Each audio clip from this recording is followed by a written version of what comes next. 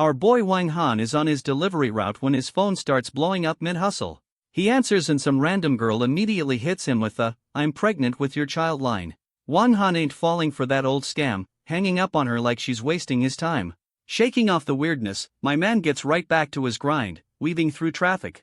He pulls up to the delivery center just as his co-workers are deep in some juicy gossip. Wang Han, looking way too cool for this job, asks his chubby co-worker what he's mumbling about. The chubby one starts spilling tea about some rich girl's wedding while our boy just ties his shoe. Gossip boy shows a pic of the crazy hot rich girl complaining she's marrying some ugly dude. Our boy glances at the phone and realizes he knows that face, and his whole demeanor changes. Wang Han snatches the phone from his boy's hand, confirming his suspicions. Oh, it's her.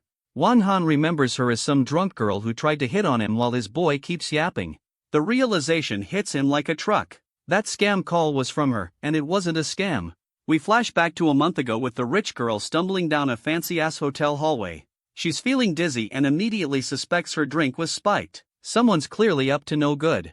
The rich girl barely makes it to what she thinks is her room, 809, looking completely wasted. She finds the door unlocked and just walks in, because that's not a massive red flag at all. Meanwhile, in a different room, our boy Wang Han is chugging something, looking absolutely defeated. My man's complaining about his aura being too intense, which is why he's stuck delivering food. The drugged-up rich girl stumbles into his room by mistake and just face plants onto the bed. She wakes up all hot and bothered, asking our boy if he's there to help her. Oh, we know where this is going. Our boy Wang Han is completely mesmerized, thinking she's a goddess while he's blushing like a tomato.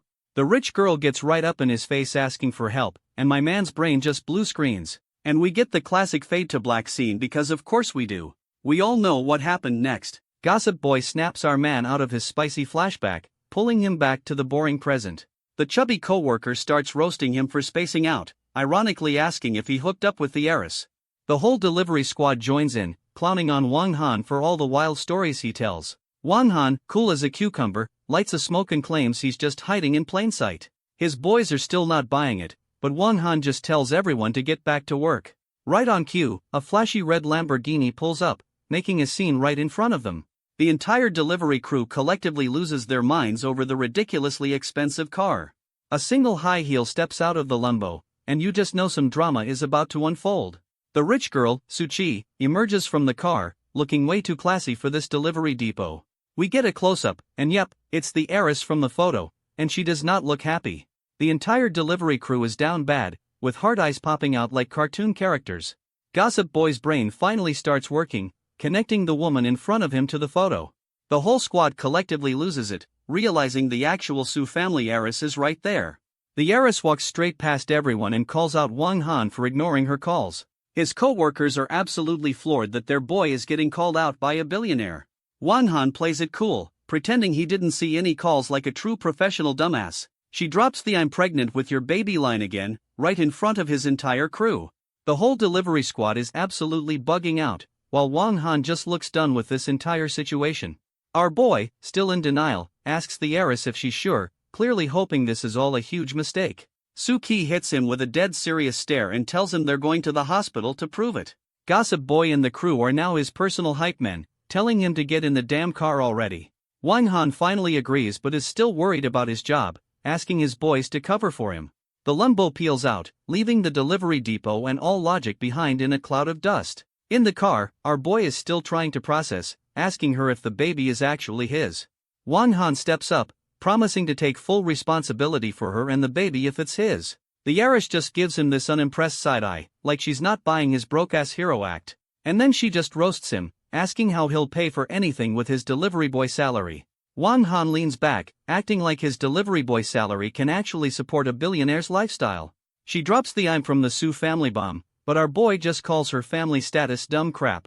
The heiress is done talking and decides to let her high heel on the gas pedal speak for her. She absolutely floors it, giving Wang Han a taste of that rich girl road rage he wasn't ready for. Our boy is freaking out, accusing her of trying to kill him while she just ignores his broke ass. They finally pull up to the hospital, and she tells him to get out like he's trash. Suki steps out looking like a final boss while Wang Han is still recovering from the whiplash. She warns him that her family will literally erase him if they find out he knocked her up. Wang Han, with zero survival instinct, puffs out his chest and screams about taking responsibility anyway. The heiress, completely unimpressed by his shouting, just tells him to shut up and get inside. Some random old dude in a hospital gown tells them to wait, adding to the weird-ass vibe. Our boy finally reads the sign for the operating room and starts asking the right questions. The heiress just gives him a cold look over her shoulder, telling him she's going in. The realization finally hits our boy's single brain cell. She's not here for a checkup. Wang goes from 0 to 100, grabbing her and asking if she's lost her damn mind. He's back on his I'll find a way hero speech, but she's looking at him like he's broke. The nurse rolls up with a clipboard, calling Suki for her procedure like it's a spa day. She grabs his hand and gives him this smug little smile, playing the part perfectly. The heiress just strolls into the OR, leaving Wang standing there completely stunned.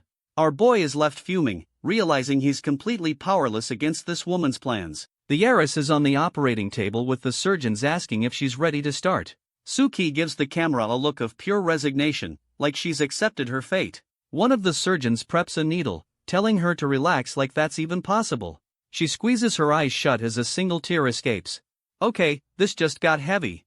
At the last second, she throws up a hand and stops the whole procedure. She was bluffing. Meanwhile, our boy is outside having a pity party, convinced he's completely powerless. The door slides open and the heiress walks out, fully dressed and looking completely fine. Wang Han's brain just blue screens, completely shocked to see her standing there. Our boy jumps up demanding to know how the surgery was over so damn fast. She just says she's tired and asks him to drive her home, still roasting his broke ass. Wang Han, now her personal chauffeur, casually claims he can fly a fighter jet. My man puts the pedal to the metal, handling the Lumbo like he was born in it. As they pull into a rich-ass neighborhood, our boy gets a very important-sounding phone call. He answers the call looking all serious while the heiress is passed out next to him. The call is about some secret bidding event, confirming our boy is living a double life. He pulls up to her family's ridiculously huge mansion and tells her to wake up.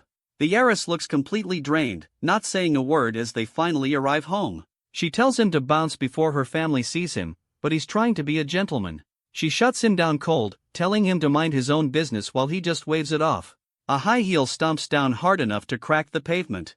Oh shit, the final boss has arrived. The heiress, Suki, trips and almost eats pavement. Classic. Wang Han, our delivery boy hero, sees her fall. Here we go again. Wang Han catches Suki mid-fall, smooth but predictable. He calls her clumsy. Dude, she's rich, not graceful. Suki grabs his shirt, probably about to unleash hell. Oh. She punches him in the chest. Damn girl, chill. Wang Han grabs her hair. This is escalating quickly. He grabs her leg. This is getting weird. Bro, Wang Han carries her bridal style. Okay, this is officially a rom-com, we're in a fancy room. Safe to say he's at her place. Bet money. Our boy Wang Han is now playing doctor, tending to the heiress's ankle in her ridiculously fancy living room. Suki is trying to act tough, but my man insists on patching her up, pulling out a whole first aid kit. And right on cue, they get walked in on by two women who look absolutely shocked. We get the official intro. It's her pissed-off mom, Yang Huiman, and her concerned best friend, Lin Suefu. Wang Han tries to explain the situation calmly, but Suki decides to throw gasoline on the fire. She straight up tells them he's her boyfriend, who is just helping her out. This girl loves chaos. Our boy's face is pure shock. He did not sign up for the boyfriend role in this drama. The mom is absolutely losing it over the idea that her daughter is dating a delivery guy.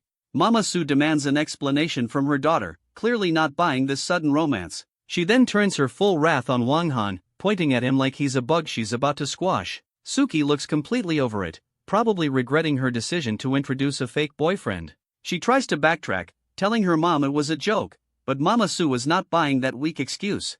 The mom hits her with the guilt trip, reminding her she's engaged to some dude from the Chin family. Our boy Wang Han finally speaks up, defending the honor of delivery guys everywhere.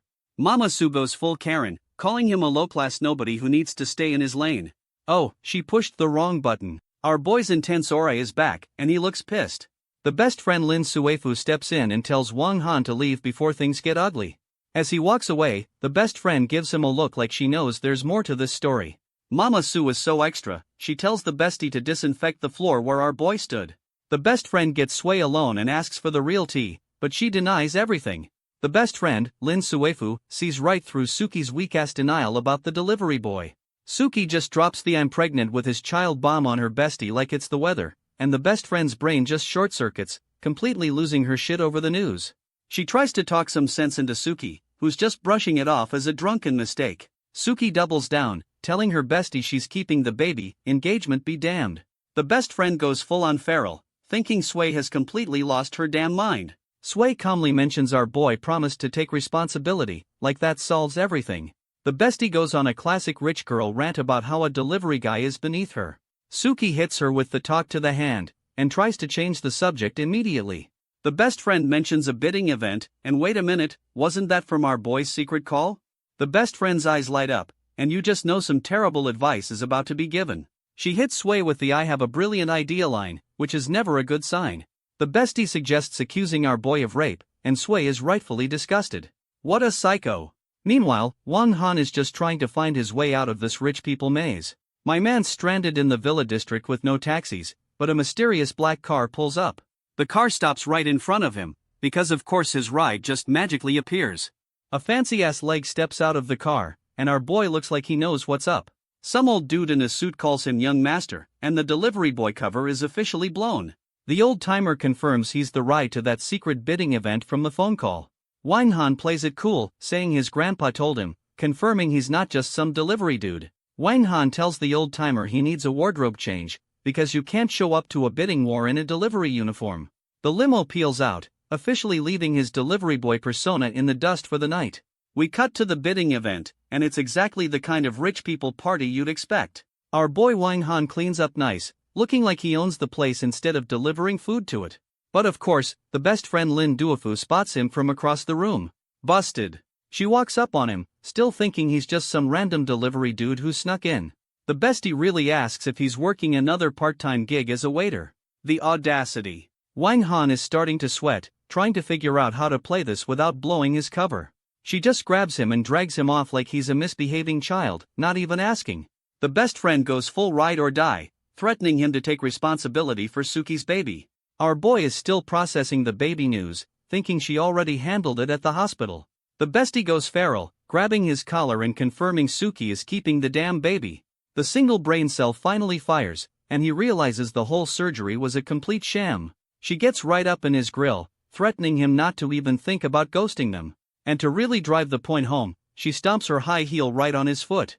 My man is screaming in pain while she just looks at him like he's pathetic. Cold. Their little soap opera gets interrupted by the announcer starting the main bidding event. Wang Han decides he needs to speedrun this rich people party to go find the baby mama. Some new girl in a suit rolls up and calls him young master right in front of the bestie. She introduces herself as his assistant, officially confirming our boy's secret identity is out. The bestie is gone, and our boy Wang Han tells his assistant it's time to get down to business. Wang Han and his assistant look completely shook as they walk into the main hall. Some dude on stage announces the Chin family is just claiming the bid, basically telling everyone to back off. We get a close-up on this new villain's greasy mustache as he demands respect. This clown is Chin Lei, the young master of the Chin family, and he's threatening the whole room. The assistant confirms this mustache-twirling villain is their main competition for the night. Our boy scoffs at the idea of this dude being a rival while his assistant explains their plan. The pieces finally click for Wang Han. This is the ugly rich dude Suchi is engaged to. Our boy gives the fiancé a death stare, realizing this whole bidding war just got personal. The auctioneer officially starts the bidding for the big prize, and you know it's about to go down. The fiancé, Chin Lei, opens the bidding with a cool 5 billion like it's pocket change. The whole room starts whispering, saying no one would dare challenge the Chin family. Our boy Wang Han immediately raises the bid to 6 billion without even blinking. The crowd absolutely loses it, wondering who this dude with a death wish is. Everyone's gossiping about how this clueless new guy is about to get himself killed. The fiancé's fist clenches so hard you can feel his ego bruising from across the room. Mustache Man starts screaming, asking who the hell is trying to start trouble with him. Wang Han just gives him a calm smile, explaining how auctions work to this clown. The fiancé doubles down, trying to intimidate him by saying the Chin family wants this. Our boy hits him with the ultimate power move, asking what that has to do with him. The whole room is bugging out, wondering who this new guy with a death wish is. Mustache Man gets all red-faced and UPS the bid, clearly not used to being challenged. Our boy Wang Han just casually raises it again, looking bored while doing it. The fiancé and his crew roll up on Wang Han, trying to pull the "we own this city" card. This clown gets right in our boy's face, screaming about how they always get what they want. Mustache Man throws out another bid and a death threat, thinking that'll scare him off. Wang Han just laughs, completely unbothered by the little man's temper tantrum. Our boy hits him with the 1 billion bid, and you can just feel the ego shatter. The fiancé finally snaps and throws a punch, screaming about feeding him to dogs. Wang Han catches the punch like it's a slow-pitched softball, not even breaking a sweat. Our boy Wang Han goes airborne and kicks Mustache Man right in the jaw, asking if he's all alone. The fiancé's whole crew comes flying in to jump him, but our boy looks completely unbothered. Wang Han starts using the furniture as weapons, yeeting a chair into some goon's face. We get the close-up on our boy's face and yeah, he's officially done playing games. My man turns into a human blender, taking out the entire squad with a flurry of kicks. Mustache Man is absolutely bugging out, shocked that some random dude actually hit him. Wang Han hits him with a smug-ass look, confirming he's exactly the one doing the hitting. Our boy launches himself for the final blow, about to send this clown into next week, and we get the massive impact sound effect because of course this dude got rocked. Wang Han has Mustache Man in a chokehold with his legs, completely and utterly owning him. Our boy Wang Han, fresh off the beatdown, asks the room if anyone else wants to bid. The auctioneer is absolutely terrified, confirming that no one else wants to get folded. Wang Han tells his assistant to handle the boring money stuff because he's got a baby mama to find. We cut to some other rich people drama, with a new old dude and a girl in a white dress. The girl, who is actually the bestie Lin Suefu, complains to her grandpa about missing the auction. Grandpa tells her to watch her mouth because they're waiting for a mysterious big shot. The bestie scoffs, wondering who could possibly make her powerful grandpa act so damn cautious. A butler rolls in to report that the Chin family got outbid and lost the auction. The bestie is completely floored, wondering who had the balls to snatch a win from the Chin family. Grandpa drops the bomb that the guy who won is the exact person they're waiting for. The bestie tells her grandpa she's got a dip to make a call, clearly trying to escape the awkward waiting. She's speed walking down the hall, realizing the Chin family's L means Suchi's engagement is probably off. And of course, she's so busy with her phone she walks right into our boy Wang Han. Classic. She immediately starts flaming him, still convinced he's just some delivery dude who keeps showing up everywhere. The bestie just walks past him to make her call, while our boy looks like he's connecting the dots. Wang Han enters the room and the grandpa greets him as young master, officially starting the big shot meeting. Our boy confirms the auction is handled, and then casually asks about the girl he just ran into. Smooth. Grandpa goes full wingman trying to set him up with his unmarried granddaughter, but Wang Han ain't interested. The old man starts dropping lore about Suchi's family and the now busted marriage alliance with the Chin family. Our boy gets real serious, asking about Suchi's personal life like he's running a background check. The grandpa keeps dropping intel, confirming Suchi is a stubborn good girl who's never dated. Our boy gets this smug-ass grin, realizing he's the first and only just as his phone starts ringing. And speak of the devil, it's the baby mama herself, Suchi, calling him right on cue. He answers and she wants to meet, so my man immediately agrees to pull up on her. Wang Han dips out while the grandpa is still trying to set him up with the bestie. Bro, read the room. We cut to Suchi looking all pensive on a park bench, probably overthinking this whole situation. A close-up shows she's definitely got a lot on her mind. The baby daddy drama is real. Our boy rolls up on a sick-ass motorcycle, ditching the limo for a more dramatic entrance. He stands over her like the main character he is, ready to drop some life-changing news. Wang Han puts his arm around her and just casually proposes, promising to take care of everything. The heiress hits him with the reality check, asking if his broke ass can actually afford a family. Our boy, in full rich guy mode, acts like money is just a concept for poor people. She points to her watch, basically asking him to price check his own financial doom. My man flexes hard, naming her watch down to the damn screws without even looking. Suchi is shook but still roasts him about his delivery salary. Old habits die hard. Wang Han goes full sugar daddy, talking about having kids while she tells him to chill with the bragging. And of course, the moment gets interrupted by her phone ringing. Classic drama timing. It's Mama Su telling her to get home because some new Chin family dude is there for the wedding talk. Suchi looks completely defeated and asks for a ride home, and our boy is all too happy to oblige. He tells her to hop on the bike, ready to continue his mysterious bad boy act. Our boy Wang Han is absolutely flying down the street on his bike with the baby mama holding on. The heiress is totally digging the bad boy vibe, leaning on him with a smile. They ride off into the sunset, or at least back to her ridiculously huge mansion. My man escorts her right up to the front door like he's been doing this his whole life. Suchi announces she's home, with our boy standing right behind her looking like her new boyfriend. Mama Su is already waiting with some new dude, looking pissed that her daughter is late. The heiress tries to play it off like she was just on a walk, which is a bull-faced lie. Mama Su immediately calls her out for bringing a man home, reminding her she's still engaged. The new guy on the couch gives a friendly wave, confirming he's the replacement fiancé. And we get the official intro. This is Chinhao, the second son, so they swapped out Mustache Man. Mama Su tells the new fiancé the wedding deal is on hold since his family lost the bid. This new clown, Chinhao, brushes it off, saying they should just get married first. Total red flag. And his inner monologue confirms he's a creep just trying to get her in bed. We got another winner here. Mama Su starts pressuring her daughter, dangling $1 billion bailout for the family business. Suchi ain't having it, giving them a hard no with her whole chest. Both the new fiancé and Mama Su are completely stunned that she'd dare to refuse. Suchi grabs our boy and drops the ultimate bomb. She's pregnant with his kid. Oh, it's on now. Mama Su's face just completely shatters. The meltdown is officially in progress. She points at our boy, screaming about him being a delivery guy while Suchi tries to calm her down. Mama Su goes full-on psycho, about to slap her own daughter for having no shame. Our boy Wang Han catches the slap mid-air because nobody hits the baby mama. He steps in between them, asking Mama Su what her problem is with delivery guys. My man calls her out for trying to sell her daughter, asking who really has no shame. Mama Su goes absolutely feral, screaming at him to let her go like he's a bug. The replacement fiancé, Chinhao, finally pipes up, calling the heiress a slut. This new clown starts threatening to kill her for embarrassing him. Bro, you just got here. The fiancé throws a punch at Suchi, but our boy smacks him down like a fly. Wang Han sends the clown flying across the room with a single backhand. Our boy pulls the baby mama close, claiming his woman and his kid. Damn, that was smooth. The fiancé is on the floor, throwing a tantrum and threatening them both. Pathetic. The replacement fiancé, Chinhao, grabs a heavy-ass ashtray because his fists clearly weren't working. This clown charges in screaming he's gonna kill our boy, who looks completely unimpressed. My man tells the baby mama to stand back, and she's clearly digging the protector act. The clown swings for the fences, trying to take our boy's head off with that ashtray. Wang Han dodges like it's nothing and just folds the dude with a single punch.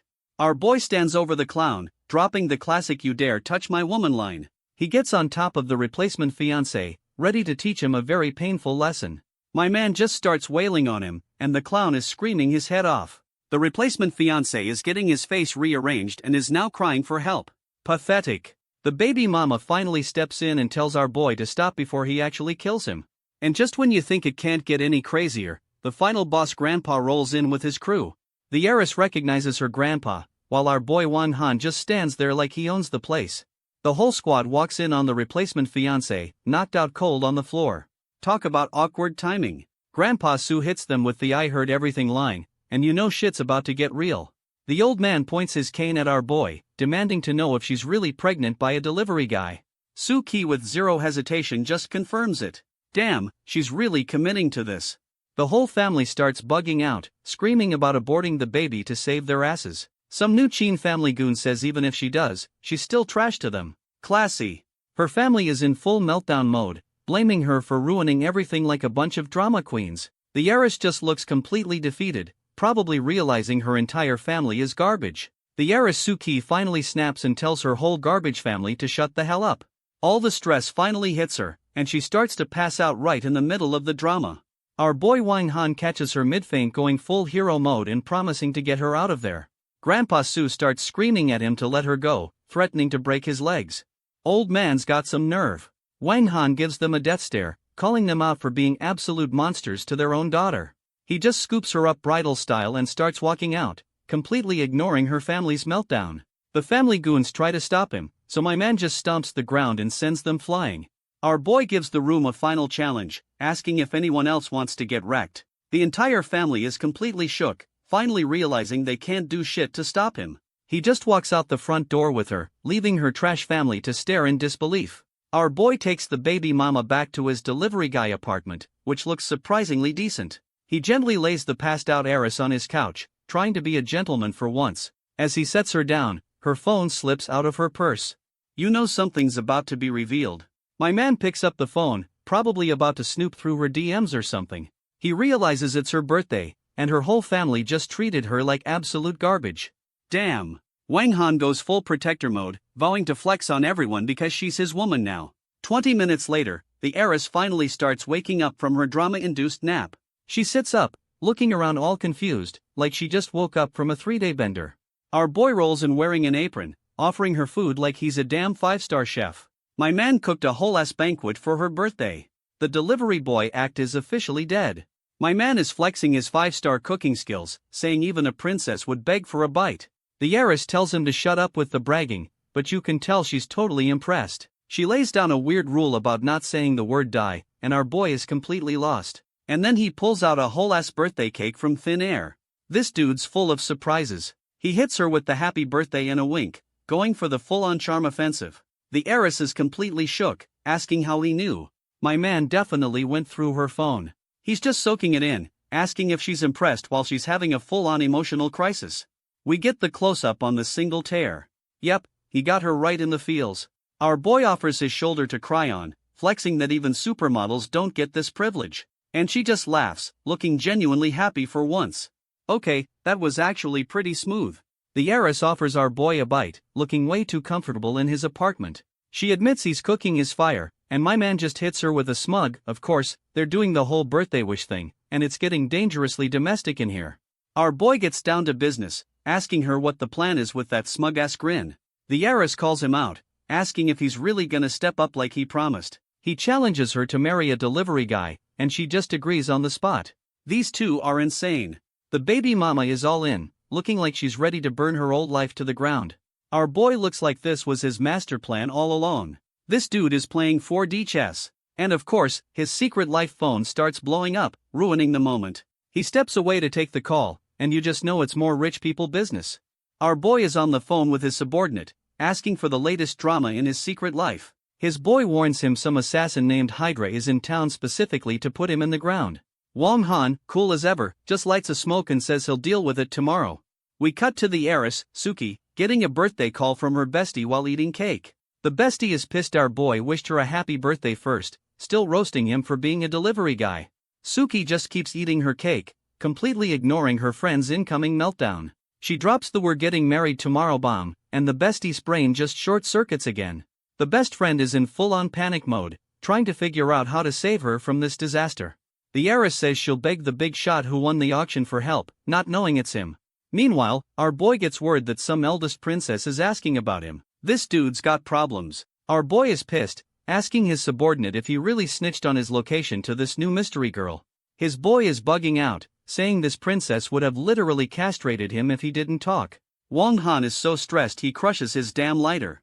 Yeah, this new girl is definitely bad news. He's screaming at his boy for selling him out after all their brothers from other mothers talk. The subordinate tries to play matchmaker before faking a bad signal and dipping. What a coward. Our boy is left alone realizing he's got yet another woman-related disaster on his hands. His phone starts buzzing again, and my man looks like he's expecting another crisis. It's a text from the bestie, Lin Zufu, formally introducing herself to the big shot auction winner. She's trying to set up a business deal and offers to do anything he asks. She has no idea. Wong Han gets a smug-ass look, realizing the baby mama's best friend is trying to simp for him. The bestie's grandpa calls to apologize for her snooping, but our boy already knows what's up. My man orders a sniper rifle for that assassin and gives the baby mama a whole business district. The heiress is just chilling in his apartment, looking way too comfortable for someone who just disowned her family. She gets a text from the big shot she's been simping for, not knowing it's the dude in the next room. The heiress is absolutely beaming, thinking her luck has finally turned around. Oh, you have no idea, girl. Our boy asks what's up, and she hits him with the "you wouldn't understand" line. The irony is killing me. He starts roasting her for reading books, trying to keep his delivery boy cover intact for some reason. My man leans in with the ultimate "you don't know me" line, and the riz is undeniable. She's completely flustered, thinking he's about to collect on that marriage promise tonight. But he hits her with the gentleman act, offering her the bed while he takes the couch. Smooth move. Our boy hits her with some unsolicited pregnancy advice before leaving her blushing in the bedroom. The heiress is down bad, admitting to herself she was actually hoping he'd make a move. We jump to the next morning, because it's time to get these two legally bound.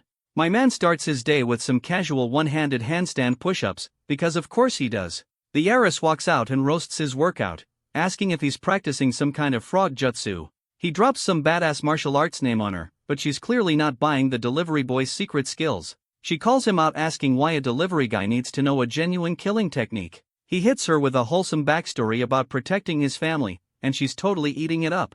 The heiress is now playing house, making him breakfast and calling him thoughtful. My man tells her they're going to his place after breakfast, and you know it ain't this apartment. The heiress says they need her papers to get married, while our boy keeps up the poor delivery guy act. She calls his bluff, asking if he's backing out, and he just smirks like the smug bastard he is. My man asks about meeting the parents, but she's playing the long game. Baby first, family drama later. She admits her family would never approve, so she's going to trap them with a grandkid. Savage. He asks if he's marrying into her family, and she checks him out before dropping the bad news. The heiress roasts him one last time, saying his family background is a little weak. Our boy hits her with the "am I not good enough" line before telling her to get on the bike. She hops on, and my man tells her to hold on tight before they speed off to make it official. They peel out of the Civil Affairs Bureau, leaving all common sense in the dust. And of course, some new goons are watching, with the chubby one calling her a bitch for sleeping with a delivery guy. The chubby goon orders his boys to kill our man and kidnap the heiress. Real classy. Scarface and his crew are all too happy to follow orders and start the chase. Our boy and the baby mama are just trying to enjoy their post-wedding ride, completely clueless. Wong Hen clocks the van tailing them, realizing their little joyride is officially over. He tells the heiress to dip, trying to get her out of the line of fire before shit pops off. My man starts weaving through traffic like a pro, trying to shake these clowns. He drops her off at a safe house, which is definitely not his delivery boy apartment. Our boy gives her one last look before peeling out to handle his new fan club. He confirms the van is still on his ass, officially luring them into a trap. Wong Hen floors it, ready to lead these goons on a merry chase right into an ass whooping. Our boy pulls up to the safe house, which looks more like a damn mansion than a hideout. My man does a power slide so hard he cracks the damn pavement. A little extra, don't you think? We get a close-up on his shoes, because I guess his footwear is important to the plot now. He looks up and spots someone on the balcony, probably thinking it's his backup. Nope, it's Scarface from the van. The goons beat him here and it's an ambush. Our boy isn't even surprised, just annoyed he has to clean house before his real fight. He just walks right into the trap house like he's paying rent. This dude has zero fear. And look what's waiting for him. The sniper rifle he ordered to deal with that Hydra assassin. My man picks up his new toy, giving props to his boy for the quick delivery. He's checking out the scope, but hold up, is that a bra on the bed? My man's priorities are a mess. And of course the bestie, Lin Suefu, walks out in a towel and starts screaming. She's still roasting him for being a delivery guy, asking what he's doing in her family's villa. Our boy spots a sniper's laser dot on her forehead and immediately tells her to get down. He tackles her onto the bed just as a bullet shatters the window behind them. She's still trying to fight him off, completely clueless that he just saved her life. My man pins her down, telling her to shut up before she gets them both killed. He gets up all business while she's still trying to process the near-death experience. Our boy gets on the scope, calling out that Hydra assassin like he's been waiting for this. He opens fire like a damn professional and the delivery boy act is officially dead. My man literally shoots the other sniper's bullet out of the air. Okay, John Wick. The other sniper returns fire, shattering the window right where our boy's head used to be. And we see Hydra, the so-called legendary assassin, folded on the ground looking absolutely shocked. Our boy acts like it was nothing while the bestie is having a full-blown meltdown in her towel. But hold up, Wang Han's face goes from smug to oh shit real quick.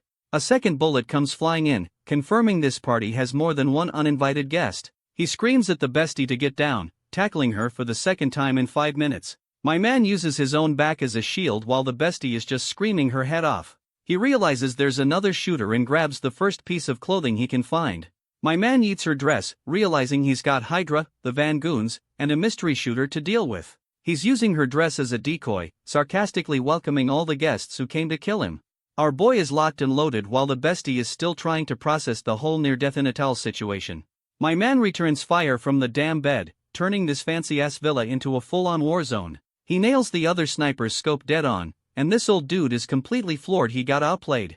The second shooter starts spraying and praying from the rooftop, clearly pissed he just got his gear wrecked. Wang Han tackles the bestie again while she screams about him being a pervert. Girl, read the damn room. My man literally catches the bullet casing midair like some kind of action hero. He drops some lore about the bullet belonging to a whole-ass assassin organization called Abyss. Our boy asks the bestie who she pissed off, and she's just as clueless as ever. Wang Han starts sweating, realizing he only brought 2 bullets to a 3-assassin party. The bestie finally remembers she told some Eastern European boss to kick rocks. Oh, so it's her fault. Our boy shoves the bestie's head down, screaming at her to be careful while she's still in a towel. They're just chilling on the floor together, surrounded by broken glass while she's still processing. My man picks up a shard of glass talking about using his special move. Bro, this ain't an anime. He makes a full-on dash for the window, ready to take on a sniper with a piece of trash. Our boy eats the glass shard with the force of a damn bullet. The delivery boy act is so dead, the old man sniper gets a face full of glass and is absolutely bugging out. He just got styled on. And just like that, both snipers are down for the count. My man just cleared a rooftop with pocket change. Our boy stands up and tells her it's safe, dusting off his hands like he just took out the garbage. The bestie finally realizes a delivery guy can't do that, but he hits her with the mind your business. She threatens to snitch to the baby mama, but our boy just shushes her like she's a damn child. Our boy tells the bestie to shut up, realizing the party ain't over yet. The bestie is bugging out, finally understanding she's in a full-on action movie. She's clinging to him for dear life while he plays the cool hero, ready to investigate. The Van Goons finally make it inside, still confused about the delivery guy being here. Scarface and his crew decide our boy must be a common thief, not the brightest bunch. My man just strolls down the stairs and gives them a casual wave like they're old friends. He hits them with a smug-ass grin, asking if they're here for him. The ball's on this guy.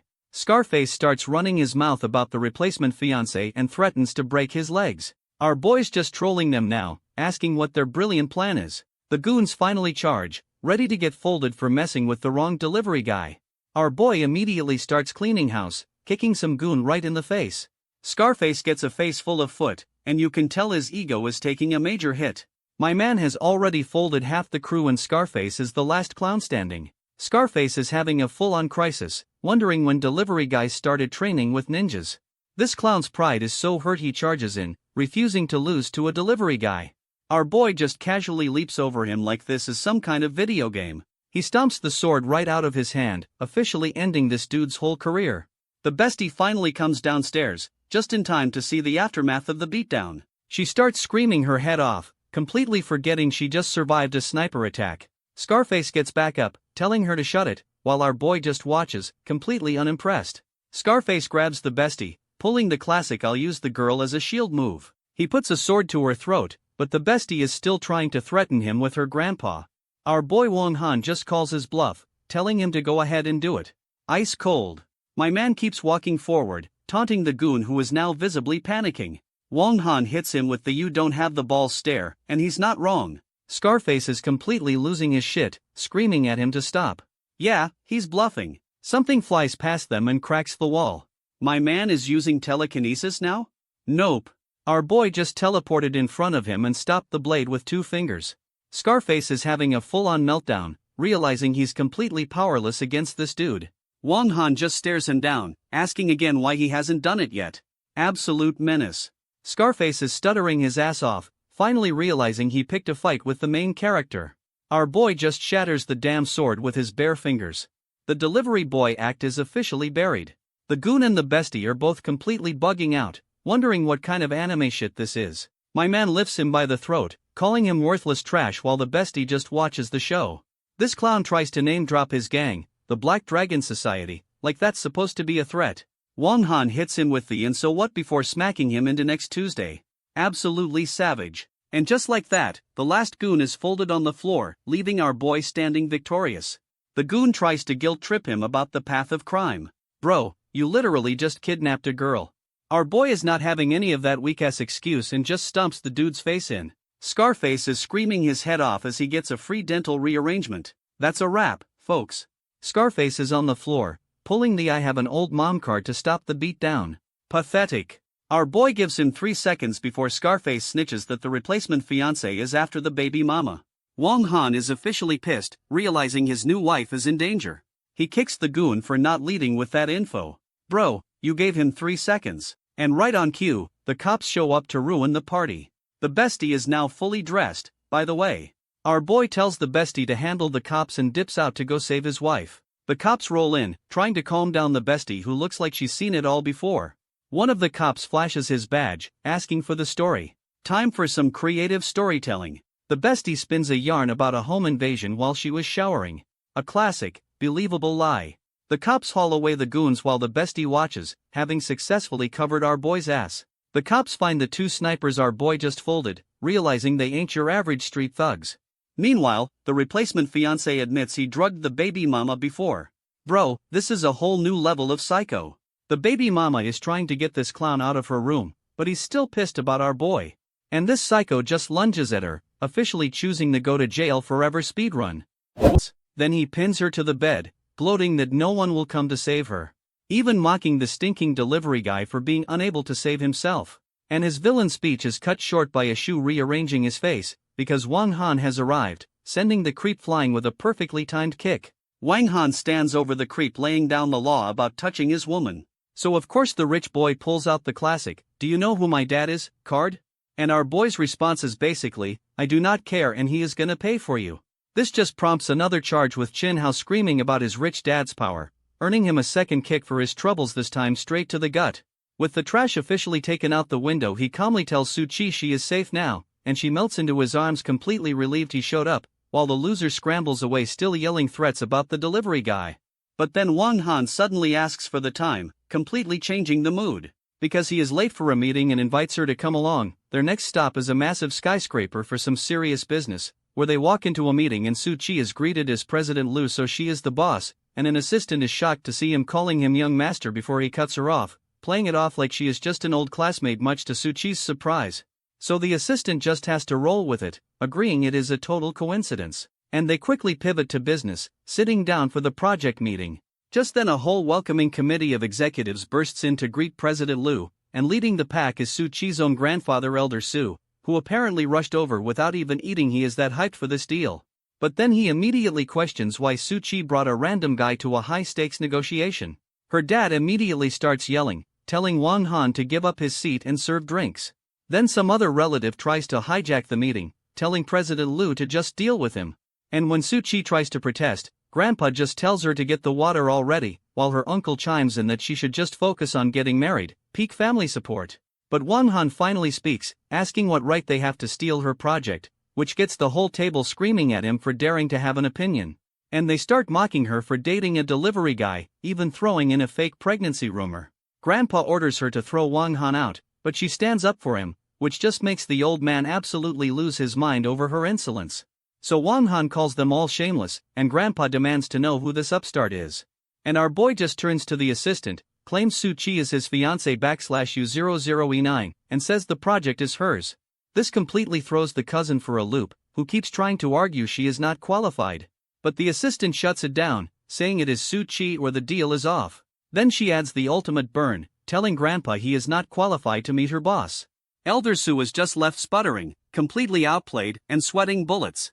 So the uncle immediately starts groveling, promising the project will go to Su Chi. This assistant then dismisses the entire family, saying she only needs to talk to Su Chi now, leaving the old men to shuffle out of the room with their tails between their legs. And as they go, the cousin gets told to shut his mouth by his own dad, while Wang Han just smirks at the clowns who played themselves, ready to sign the deal. Kicked out of the meeting, the cousin immediately starts whining to his dad, but his father just tells him to chill, because he has got a backup plan. And then he drops a juicy family secret: Su Chi is adopted, which her own father confirms, calling her a total disgrace to the family name.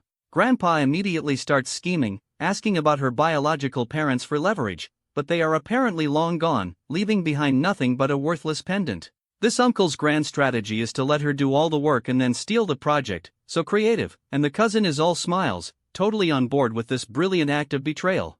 Meanwhile, at a completely different corporate tower, a new player enters the game, where a guy in a slick suit asks two security guards for a light, and the guards are friendly enough asking if he is there for an interview. He deadpans that he is a delivery guy, so they joke about being mortal enemies, but the suit guy just takes a drag, completely unbothered by their little rivalry. Suddenly the guards snap to attention, fawning over the arrival of their company president.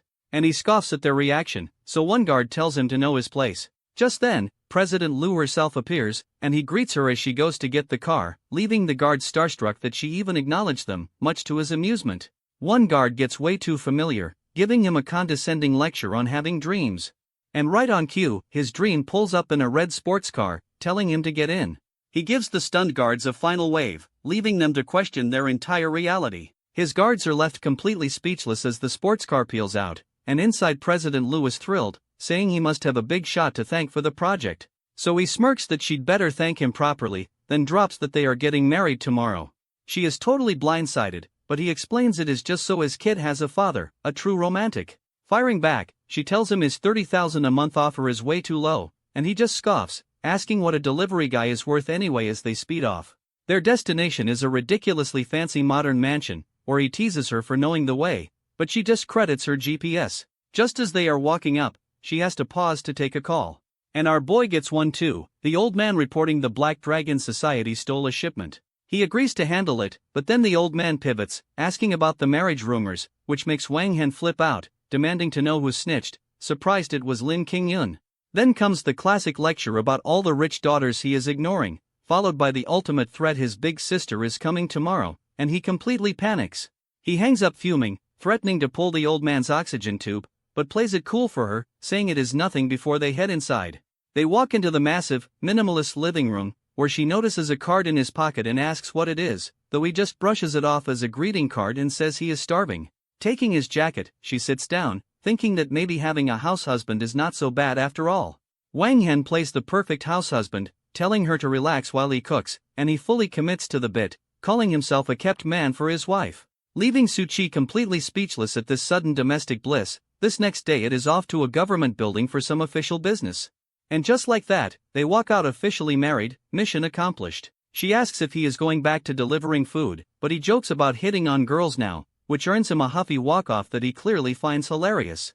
But then it is back to work, time to handle that task from the old man. And his destination is the swanky headquarters of the Black Dragon Group. Turns out the Black Dragon Society went corporate, upgrading from street gang to shady business, running all the classics like loan sharking, and he is here to crash the party. In the lobby, two goons at a desk ask him what he is here for, so our boy just coolly announces he is here to collect a debt. They think he is a customer until he clarifies the debt is from their boss, Baldy Lou, which prompts the standard "you are tired of living" speech as they charge, and the first guy throws a punch that was absolutely doomed from the start. Wang Hen blocks it without even looking, already lining up a counter kick, which sends the goon flying through the air. One down, his buddy charges in next, completely failing to read the room, earning a beautiful kick straight to the jaw for his troubles, with the lobby goons officially redecorated. Wang Hen calmly asked to be taken to the boss, Baldy Lou. Upstairs, said boss is in the middle of some very important sleazy business, and his guest seems to be enjoying the flavor of his wine. Baldy Lou promises to fill her up later, a true gentleman of culture, but their quality time is interrupted by a tattooed goon bursting in, which makes the boss furious, yelling about who dares enter his territory. This poor guy is terrified, trying to explain who just showed up. But Wang Hen makes his own entrance, yeeting another minion through the door, delivering the unconscious goon right to Baldy Lou's feet. This boss pulls a gun, absolutely losing his mind over this disrespect, so Wang Hen just casually flicks a little something his way, which embeds itself in the desk, leaving the boss totally confused. Then he recognizes the black card and the tough guy act instantly vanishes. His own man confirms it is from the 10 Elders Society, a group you do not mess with. And our boy just smirks, glad they are finally on the same page. Baldy Lou immediately drops to his knees as the goon names Wang Hen the ninth prince, and suddenly he is begging for orders, his whole demeanor flipped upside down, even gets the honor of lighting Wang Hen's cigarette. What a promotion. Wang Hen finally mentions the stolen shipment and suddenly it is all just a big misunderstanding. Wang Hen casually lectures him on the poor life choice of stealing from the 10 elders, dropping a classic edgy line about how the black card executes even gods and ghosts, but Baldy Lou suddenly finds his spine, pulling the gun again and blaming Wang Hen for his own bad choices. In response, our boy just flicks his cigarette but with impossible speed, which hits the gun with enough force to shatter it in the boss's hands, a real party trick. He then calmly states a simple fact: everyone who has ever pointed a gun at him is now dead, and with a single swipe he uses the card to end the conversation permanently, sending the now former boss collapsing to the floor. His lady friend screams murder, while the tattooed goon just stares, processing the sudden job opening. This tattooed underling cannot believe his boss was just taken out so easily, and the backup arriving in the hall is equally stunned by the news. This whole crew is here now, staring at their former leader on the floor. Wang Hen grabs the tattooed goon, offering a simple choice: become the new boss or join the old one. Unsurprisingly, the guy picks promotion and immediately pledges his loyalty, with the whole gang following suit. Satisfied with the hostile takeover, Wang Hen just tells them to get his goods, and just like that another successful corporate restructuring is complete. Meanwhile, some old dude with a head injury is marching toward the building. Ignoring his subordinates' warnings about Wang Hen, he storms right up to the entrance. demanding to see the boss of the Black Dragon Society. His brilliant plan is to pay Baldy Lou any price to kill that delivery guy. Talk about bad timing. Except upstairs a completely different guy is telling everyone he is in charge now and they are calling him Brother Long. This bandaged uncle storms right in, yelling for a boss who is very unavailable, and he is still demanding to see Boss Lou, completely oblivious to the recent restructuring. So the new tattooed boss clarifies that Lou's position has been vacated permanently, without missing a beat. The uncle offers this new guy 50 million to take care of someone, and his high priority target is, you guessed it, a food delivery guy. Brother Long is skeptical, thinking this rich kid is pulling his leg about a $50 million hit on a nobody, but the uncle is dead serious, raving that this guy beat him up and stole his woman, which is just music to the new boss's ears. A big payday on his first day. This client has one special request: he wants to watch the guy die with his own eyes. And with that, Brother Long rallies the troops to go get revenge for their new best friend. Meanwhile, Wang Hen is back in his delivery uniform getting ready for a shift, and he casually waves goodbye to his co-workers. Hopping on his sport bike, he takes a cool drag from his cigarette, totally unaware of the posse heading his way. Suddenly a black van cuts him off hard in the middle of the street. It is the bandaged uncle leaning out with a pipe and a face full of misplaced confidence. Wang Hen just stops his bike, looking more annoyed than anything else. This uncle launches into a rage-fueled speech vowing to make him kneel and cry, then charges forward swinging his lead pipe with everything he has got. In response, Wang Hen just flicks his fingers, sending a little something to shut him up, and follows it with a knee to the gut, asking who was supposed to be kneeling now. Wang Hen repeats the uncle's threat right back at him, and just like that the guy is forced to his knees on the pavement. This uncle, not one for self-preservation, starts screaming at his hired help to do their job, but our boy just casually lights a cigarette as the whole crew piles out of the van. This new boss, Brother Long, smirks, saying he is curious to see how tough a delivery guy can be, while his client demands they make Wang Hen wish he were dead. A real charmer. Brother Long gets way too familiar, putting a hand on Wang Hen's shoulder,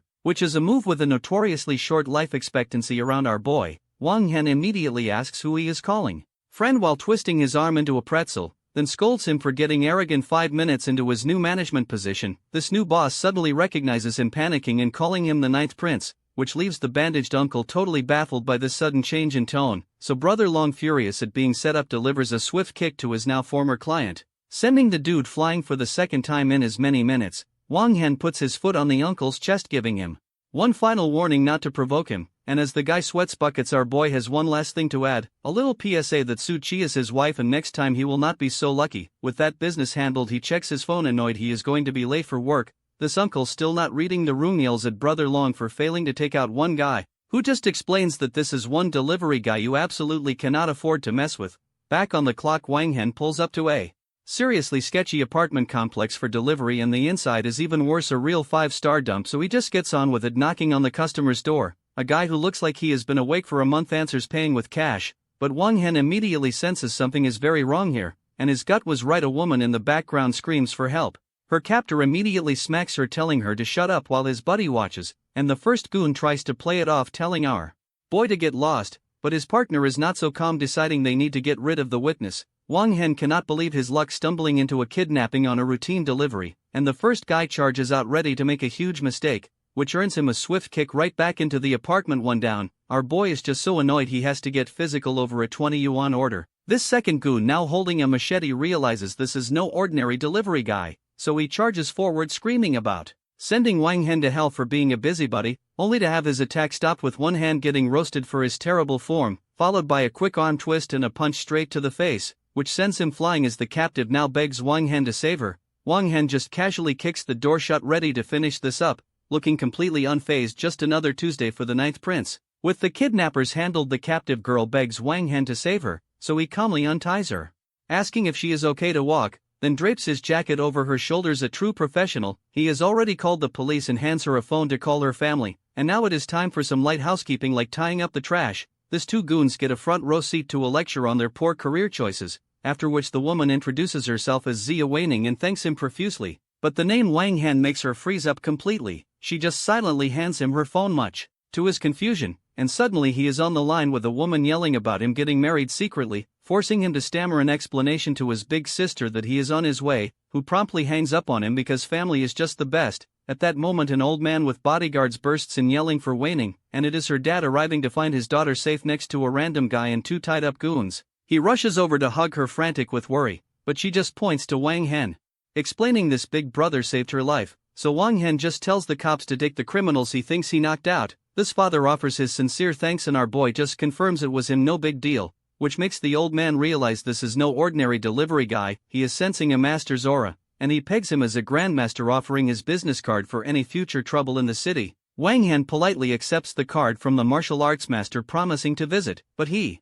immediately turns down a cushy job offered to be the guy's personal muscle, leaving the old man wishing he could have recruited such a promising young hero. Downstairs, our boy heads back to his bike as the cops handle the kidnapping aftermath, muttering about all the trouble one delivery caused before deciding to go find Suchi. He peels out of there, leaving the whole mess in his rearview mirror, and pulls up to a massive corporate skyscraper. A little while later, inside, some guy in a suit is telling a woman named Nan, and he flew all the way back from abroad to save her from a crisis, but Shi Linging Pang's target of affection shuts him down cold. Help not needed, thanks. This dude then lays on a guilt trip about rejecting other women for her, so she tells him to back off and use her full name, Suchi. His next brilliant move is to grab her arm, begging her to be his woman, a real class act. Suchi shoves him off, dropping the ultimate combo breaker: she is married and pregnant. This news absolutely shatters his fragile little world, and right on cue Wang Hen walks in, casually noting his growing list of rivals. The suitor immediately tries to pull rank, yelling at this employee for interrupting a very important rejection, so Wang Hen just holds up lunch for his pregnant wife and Suchi proudly introduces her husband.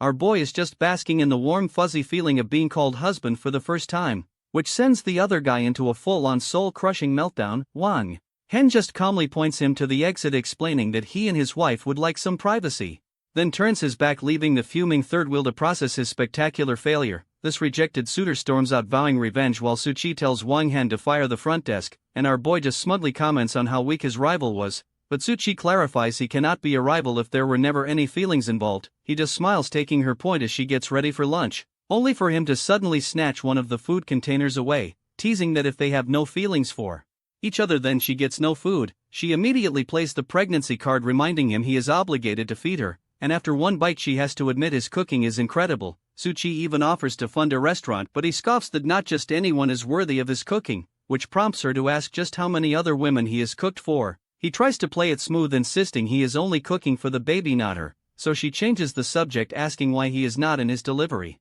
uniform. His brilliant explanation is that he lent his clothes to a sexy girl he rescued, which earns him an immediate eviction notice from a very unimpressed Suchi. He tries to lecture her about pregnant women staying calm right as the door slams in his face. From inside, she yells at him to go deliver food to his new sexy girl instead, and she is still fuming for a moment before checking her phone. It is a text from kid's dad saying he is off to earn money for baby formula. A follow-up text invites her to dinner as the child's father, and she cannot help but smile. Outside, Wang Hen just sighs, calling her a stubborn woman before heading out. Wang Hen just smirks, much preferring husband to child's father, and with that ego boost he is off to his next destination. Speeding through the streets on his trusty delivery bike, he pulls up to a fancy villa, clearly not here for a food order, and walks in with a woman named Enian right into a lecture from her aunt. Enian immediately drops the bomb that they are married, so deal with it, which sends the aunt into a spiral over her marrying a delivery guy, but Enian stands her ground, insisting she knows exactly what she is doing. Right as two more men arrive to try and de-escalate the family drama, one of whom gives a suspiciously warm welcome to his new brother-in-law, they send the couple upstairs to change, leaving the rest of the family to plot, and the aunt immediately asks her nephew if he is just going to let this happen. He is already called for backup. This two of them are absolutely delighted at the thought of teaching this trash a lesson, and their muscle arrives, a portly dude introduced as young Master Chin. The Sula character promises him a surprise for coming on such short notice, just as Enian and Wang Hen come back downstairs to find the unwanted guest, and she immediately asks what this guy is doing at a family dinner. This aunt just brushes her off, demanding she sit next to young Master Chin, but Enian points out the very obvious problem: there is only one chair left. A man at the table clarifies that is because riffraff do not get to sit with the Su family. Wang Hen just asks why he cannot sit, and the family tells him to know his place, until the head of the table shuts them down if you do not have a chair squat. Enian immediately offers her seat to Wang Hen, ready to stand for him, which makes her dad slam the table, ordering her to sit with young Master Chin. But one cold hard stare from Wang Hen has their honored guest sweating buckets, and suddenly young Master Chin is politely offering up his own chair. Problem solved. This aunt is absolutely scandalized that he would give his seat to a peasant, but Chin insists, practically forcing Wang Hen to sit down before he gets hurt. Our boy then drops a bomb, telling kid's mom to sit down because she is pregnant, and proceeds to serve her food, leaving the entire family speechless. Meanwhile, Sula pulls young Master Chin aside, promising a special surprise, while Wang Hen and Enian just try to enjoy their meal amidst the chaos. This big surprise, Sula drug Enian's wine so Chin could have her. What a great cousin. Young Master Chin is not thrilled realizing this idiot is trying to get him killed, so he immediately screams a warning about the knockout drug in the wine. Enian is stunned and Chin wastes no time pointing the finger straight at Sula, which earns the scumbag a face full of wine from a very angry Enian. Sula is just left sputtering, covered in the evidence of his failed creepy plan, and Wang Hen gets up cracking his knuckles ready to do some housekeeping. A swift punch sends Sula reeling. Family dinner is officially over. Wang Hen stands over the loser, giving him one last very clear warning about touching his wife, and with Enian calling the place filthy they just step over the body and leave, leaving the rest of the family to tend to their bruised and humiliated cousin. Later, driving in a sports car, Enian demands an explanation for the night's events, specifically asking why young Master Chin was so terrified of him, to which Wang Hen gives a smug non-answer about how some people just need a good slap. She calls him out for bragging, gently reminding him his status is a real problem for her family, but he just scoffs, claiming his family's rules are way stricter than hers. That bravado vanishes the second he gets a text, his face dropping in pure panic, because Big Sister has arrived and given him a 10-minute countdown to show up.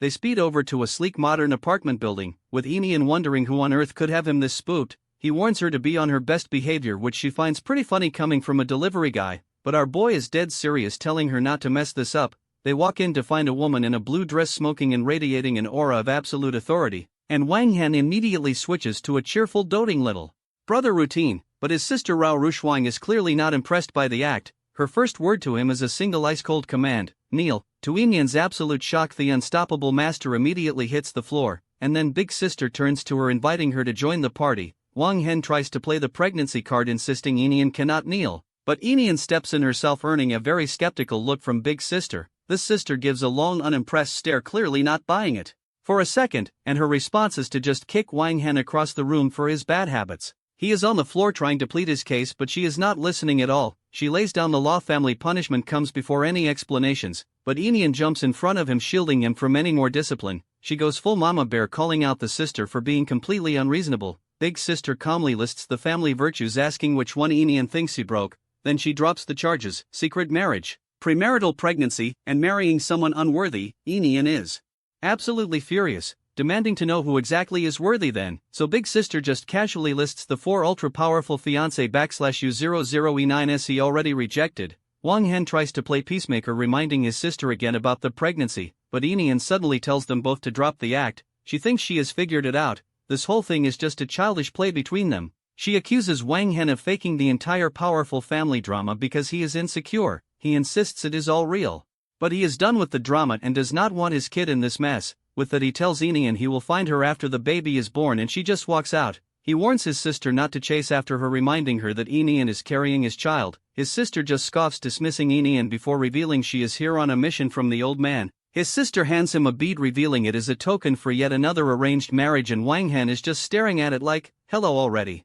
married here. But one death glare later, he is promising to obey the old man's orders, no questions asked. Meanwhile, Enian has taken refuge at her friend Zufu's swanky villa, where Zufu gently suggests that maybe Wang Hen was not faking his whole powerful family act. Enian scoffs, completely convinced he just hired an actress to play his big sister, but her friend brings up a solid point. You know the trope about secret tycoons disguised as delivery guys. This sudden defense of Wang Hen makes Enian extremely suspicious, and she immediately accuses her friend of hiding something from her. This interrogation quickly devolves into a tickle fight, because of course it does. Once they settle down, Enian asks for an update on contacting a certain big shot, and right on cue there is a knock at the bedroom door. In walks some guy in a suit, Lin Jingping, looking way too pleased with himself, who just happens to know the exact big shot they were talking about. He is talking about the billionaire who just dropped a fortune on the new district project, and he offers to personally introduce Enian to him. What a coincidence. Elsewhere, Wang Hen is on a balcony fuming that Su Qi is ignoring his calls, but his mood shifts when he gets a new text message. He gets his hopes up for a second, thinking it is Su Qi, only to be immediately let down.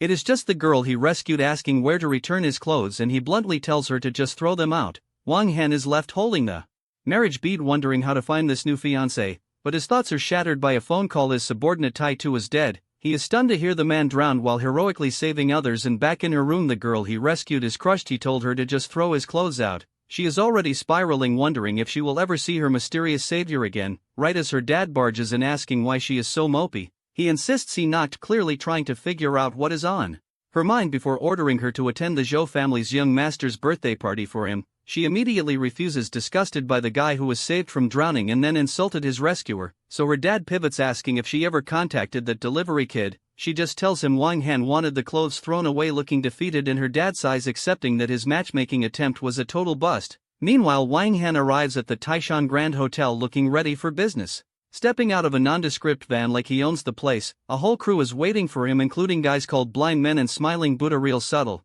they all greet their boss, ready to move on his command. Just then a fancy white car pulls up to the same hotel entrance and the girl from before gets out, spotting a familiar looking back in the distance. She quickly dismisses it, telling herself she must be mistaken. While inside, the birthday boy gives a speech about surviving his near-death experience. This birthday boy Zhou Feiyu gives a speech about how his good fate saved him, not the guy who died. He then shows off a 9-layer cake because that is what is truly important here, but a reporter crashes the party asking for a comment on the hero who drowned for his sake. His polite facade instantly cracks, demanding to know who let her in. On his command, security swarms the reporter and starts dragging her away. He even lands a kick, still screaming that he survived because he is just that special. Meanwhile, the girl Wang Han rescued arrives just in time to see this charming display. She is absolutely disgusted, but her escort tells her to stay out of it. Zhou Feiyu pins the reporter to the floor with his foot, ready to teach her some manners. He raises his leg for a full-on stomp, threatening to kill her for asking a question, when a shoe suddenly flies right at his head, interrupting his little tantrum. It makes perfect contact, sending the scumbag tumbling backwards. He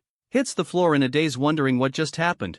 Wang Hen and his crew are here, asking who exactly he planned on killing today. This rescued girl is thrilled, realizing her brother Wang has shown up. From the ground, Zhou Feiyu just orders his men to attack the newcomers. His goons pull out batons, ready to defend their boss's right to be a monster, but Smiling Buddha just tells the first guy to get lost with a single effortless kick. One goon is already down for the count, completely neutralized, and another of Wang Han's crew takes down a second attacker with zero effort. One of Wang Han's guys drops a goon with a single brutal kick, while another sends a second goon flying with a clean right hook. This whole crew just stands there over the wreckage, not even breaking a sweat. Zhou Feiyu finally finds his voice, demanding to know who these people are. So Wang Han calmly lights a smoke, explaining his subordinate Tai Tu died saving people for nothing, and hearing this birthday boy call that sacrifice foolish really bothers him, but our villain just doubles down, screaming that his rich life is obviously more valuable.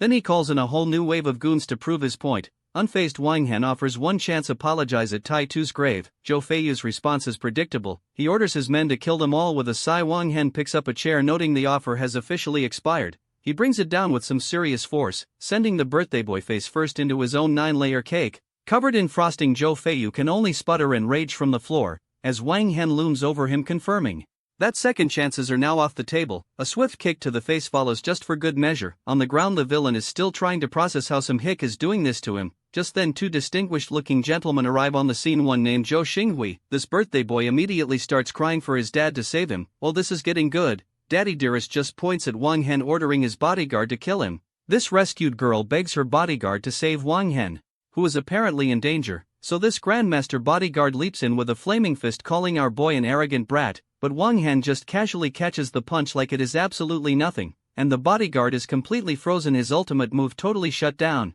Smiling Buddha then steps into play, grabbing the guy's wrist with a grin, unleashing a move called Immortal Caresses the Peak, which is just a fancy way of slamming the guy's head into the floor. Daddy Dearest is just stunned, wondering what happened to his top muscle, while the defeated bodyguard recognizes the technique, realizing they are up against the Gu family. Suddenly the dad's all smiles and apologies, trying to de-escalate with the friends from Hong Kong, but Wang Han is not having it, reminding him his son already blew his chance, so the dad pivots to bribery, offering a measly 1 million for the dead mechanic's life, which earns him a boot to the chest as Wang Han roars that his brother's life is not for sale. He grabs the old man by the collar, absolutely livid at the disrespect. But incredibly, the dad just laughs it off, saying a mechanic's life is cheap. Wang Han threatens to bankrupt his entire family, and the dad basically dares him to do it. So his assistant makes one simple phone call: crash all Zhou family businesses now. This old man is still laughing, asking if they are filming a movie. The denial is real. And right on cue, a panicked employee bursts in with some very bad news.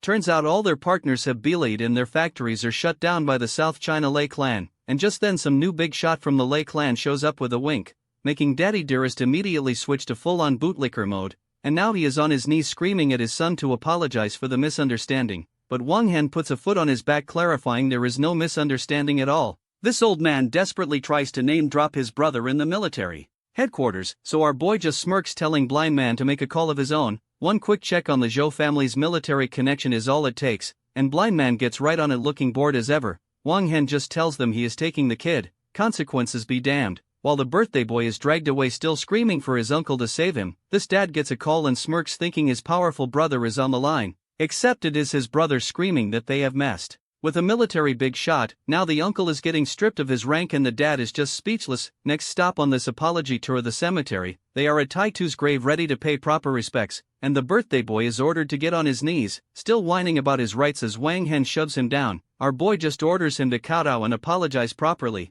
and a foot to the head ensures he bows with appropriate enthusiasm. With the apology delivered, the crew pours one out for their fallen brother. Meanwhile, a woman named Nanan visits a grave paying respects to her grandma and a brother, and she confesses to the tombstone that she is pregnant by a delivery guy her family hates, while also ranting about some other guy who faked being rich. Grandma was right, men are trash. Changing the subject, she mentions a kind benefactor who recently saved her from a crisis, leaving her grandma's favorite snacks as an offering on the headstone. As the rain starts pouring, she says her goodbyes, promising to visit again soon. An assistant is already waiting with an umbrella to escort her to a nearby car. Inside, she is bickering with her cousin and a friend about the sudden downpour, but their argument is cut short when a massive limo blocks their path out of nowhere. This cousin starts screaming about which suicidal maniac is in his way. Just as a whole crew of men in black suits and umbrellas emerge from the luxury car, they are all there to respectfully greet their young master, who is Wang Hen. Standing in the rain, he gives orders to make arrangements for Taitu's orphan daughter.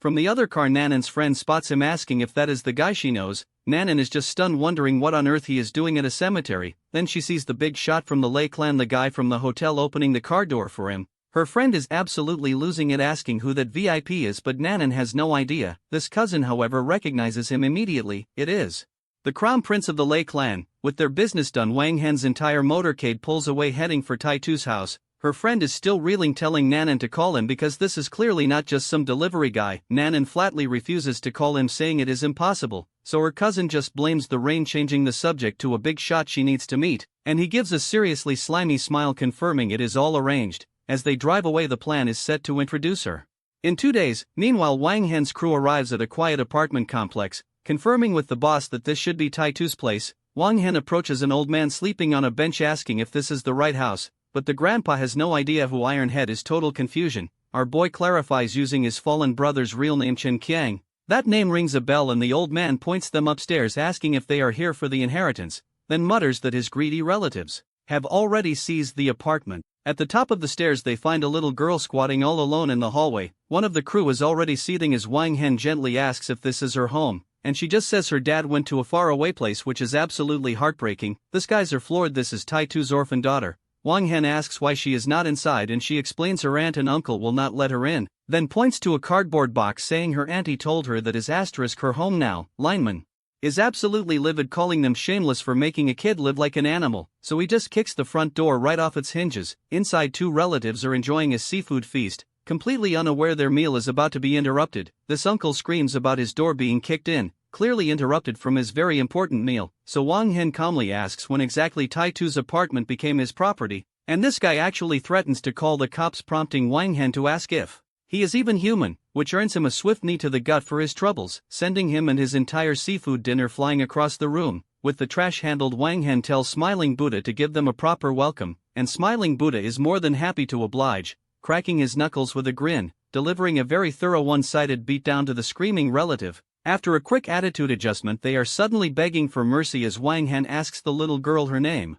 Gyu. Blind Man points out the obvious, leaving her with these monsters is a death sentence, so Wang Hen just asks Gyu if she wants to come live with them, and she immediately says yes. He then tries to volunteer Blind Man for parenting duty, who panics, saying he is a killer, not a babysitter, but it is too late. The little girl has already chosen her new guardian, tugging on his jacket. Blind Man immediately pivots, telling her to call Wang Hen godfather, and just like that it is official, leaving our boy to just smirk at how he became a dad only days after getting married. This next day, we cut to a much nicer apartment complex, and there is Wang Hen in an apron serving his new daughter breakfast before school, who seems to be having the time of her life while he is busy texting, trying to get Nan to eat, but she is still furious, telling him to stay away until her baby is born. He just sighs about her temper as Gyu happily announces she is finished and ready to go. Wang Hen plays the part, agreeing to take his new daughter to school, and of course it is some ridiculously fancy private academy, where he gives her the classic study hard pep talk, all thanks to Uncle Lei. Then they head into the principal's office for the official welcome,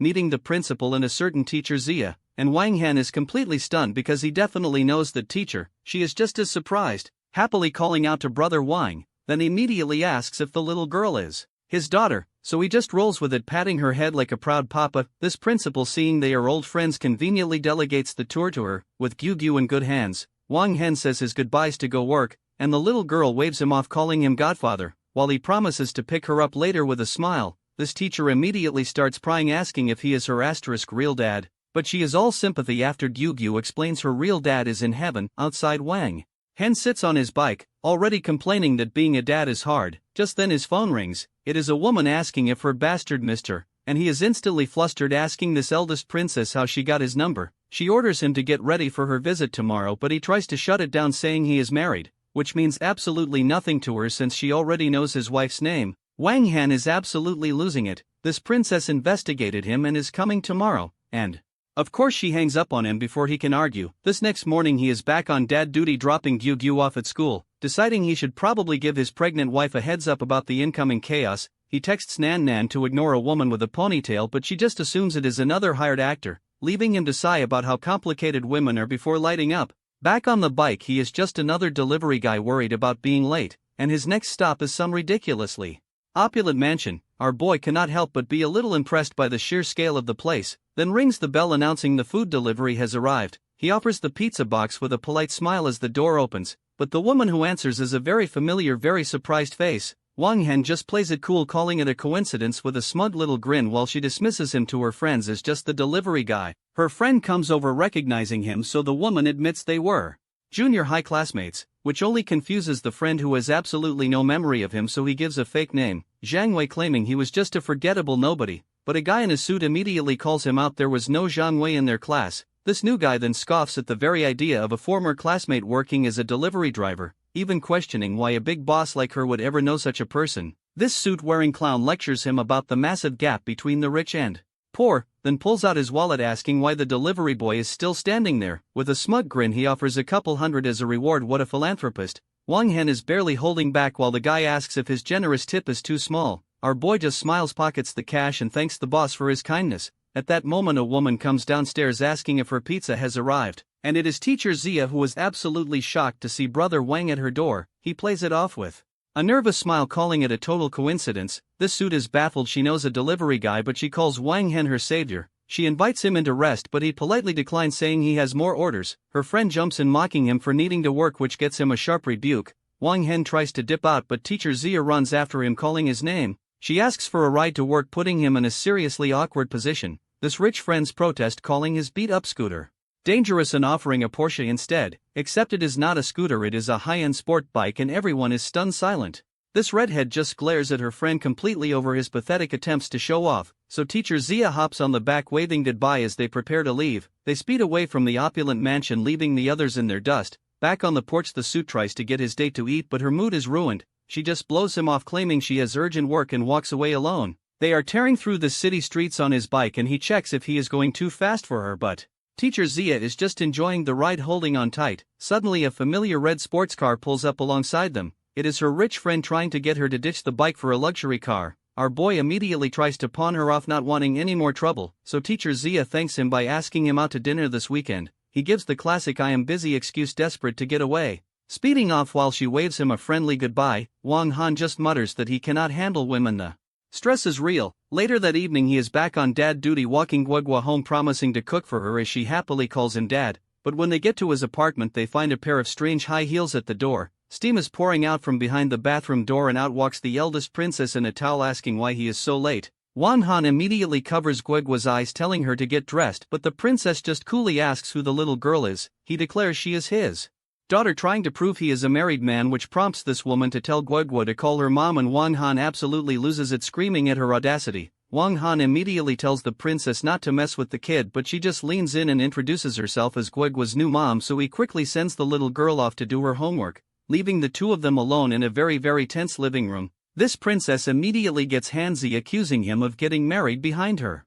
Back in our boy yelps that was a very personal, very painful attack. She follows up with a high kick, asking if he missed this kind of attention, while he just screams at her to put on some actual clothes, completely flustered. Unfazed, she just sits back and threatens him for daring to marry someone else. Wang Han tries to be the bigger person, tossing her a jacket and repeating that he is married, but she already knows all about his shotgun wedding to Suchi. He just cuts to the chase, asking how long she plans on staying, and she lays out her 2 reasons finding him in a business deal. A wave of relief hits Wang Han, at least she's not here to bother his wife. He tries to pivot to dinner, hoping to distract her with food, which only earns him a sarcastic jab about his new dad life. She gets right back in his face, grabbing his jacket to make a point, then calls him out for acting like a monk around her, and only her. Just then Guogwar reappears, tugging on her dress and saying she is hungry, and the poor kid immediately covers her eyes at whatever she just walked in on. Wang Han tries to shut down the drama, telling her to stop messing around so they can eat, then grabs Guogwa's hand, threatening to leave the princess behind for a dad-daughter meal, but she just smirks, promising he will be hers eventually. Zero boundaries, all confidence, so they head out to some ridiculously high-end restaurant in the city, where the princess immediately starts playing mom, offering to buy Guogwa anything. And she quickly corrects the kid, it is godmother, not auntie, a total power move. They're led to a massive private room, which Wang Han just dismisses with a casual "it'll do." This princess immediately starts teasing him about being a reluctant godfather, earning a sharp rebuke, while in another room 2 shady businessmen are meeting with a certain brother Lei. His lackey reports that some big project got snatched and it is somehow tied to a Lin Qingyan, revealing the project is now controlled by none other than Wang Han's wife Suchi. This brother Lei hatches a scummy plan, dig up dirt on Suchi and her delivery guy husband to ruin her. His goon loves the idea. Just as a waiter walks in to serve their table and brother Lei does a double take, the waiter looks suspiciously like the guy who outbid him. His buddy scoffs, saying it cannot possibly be Suchi's husband, but decides to check anyway, peeking out the door to see Wang Han, Gui and the princess having a lavish dinner. It is a perfect little family scene, with the princess doting on the kid with a chicken leg, and the spy just grins, realizing he has struck blackmail gold. What a show. After dinner the princess walks them out, promising another family outing soon, but later she is back at his apartment building, wondering why he is not answering his phone. Wang Han tries to play it cool, telling Guogwa to do her homework when they get back, but his wife Suchi is standing right there, completely blindsided by the scene. This tension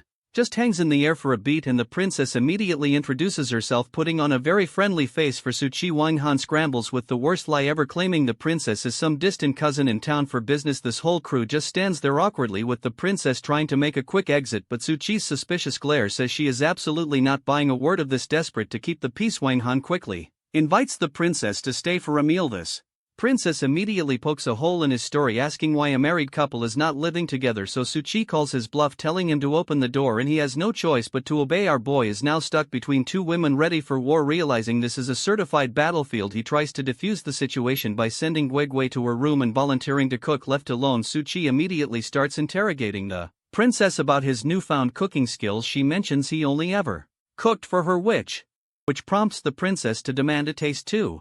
And Wang Han points out she just ate a massive dinner, but that is clearly not the point. With a dramatic stretch, the princess just declares she is hungry again, completely shameless. Suchi's patience is clearly wearing thin, telling her to just act normal for once. Then she offers the sister some water with a smile that could cut glass, but the princess fires back that Suchi is younger and should be calling her big sister. Completely unbothered, she just leans back and asks when dinner will finally be ready. Wang Han serves up some noodles, trying his best to play diplomat in this war zone. And Suchi just stares at the bowl, the silence absolutely deafening. Of course, the princess immediately starts trouble, getting way too close for comfort. But Suchi just ignores her, calmly starting on her meal. Then she drops a tactical nuke, claiming she is pregnant and needs vinegar, a total power play. While the princess is reeling, Wang Han threatens her to just eat, but she is not backing down. At that moment, Guogu appears, asking for a story. Perfect timing, kid. This princess immediately tries to co-opt the kid, offering a story from mom. But Guogu politely calls her auntie, which gets an instant demanding correction. She even tries bribing her with candy for the title, a truly desperate play. Suchi calmly tells her to quit it, savoring every second of this failure. Calling the kid over, Suchi officially enters the "Who is the real mom" contest. She looks Guogu right in the eye and tells her to call her mom, a stone-cold finisher. This poor kid is just stunned into silence, caught in this domestic crossfire, and Wang Han is just standing there with a bowl, the absolute picture of uselessness. Finally, Guogu makes her choice, calling Suchi mom and sealing the victory for Team Wife. With a polite "take your time," Suchi leads the kid away, leaving the princess to her cold noodles. Wang Han just tells her to eat, and she grumpily agrees, having lost this round completely. Later, he sets the ground rules for sleeping. She gets a room, he is on the couch. But the princess cannot resist one last jab, asking why a married couple sleeps apart.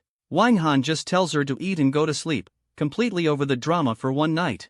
But then Su Chi appears, telling him to go to bed, and he meekly obeys, which has the princess fuming that she has never seen him so compliant before. This next morning arrives, all bright and deceptively peaceful, until you see Wang Han doing a casual handstand on the balcony railing, as one does. And Su Chi just calmly tells him breakfast is ready, not even blinking at the stunt. She is not eating though, announcing she is heading straight to the company for her project. Immediately shutting down his offer to drive her, telling him to handle Guogu instead. His follow-up offer to pick her up from work gets an equally frosty rejection. Wang Han just smirks to himself, clearly amused by her temper. In her car, Su Chi gets a frantic call. A smear campaign has hit the news and her project is frozen. And she is in total shock as her assistant sends her the link. There it is, the dinner photos twisted into a story about her wrecking a delivery guy's family. So Su Chi is absolutely furious, demanding to know who is responsible for this. Back at the apartment, the princess dramatically announces the news, but he just dismisses her. So she shoves her phone in his face, telling him to see the proof for himself. After one look at the article, Wang Han's expression turns deadly serious. Someone has a death wish.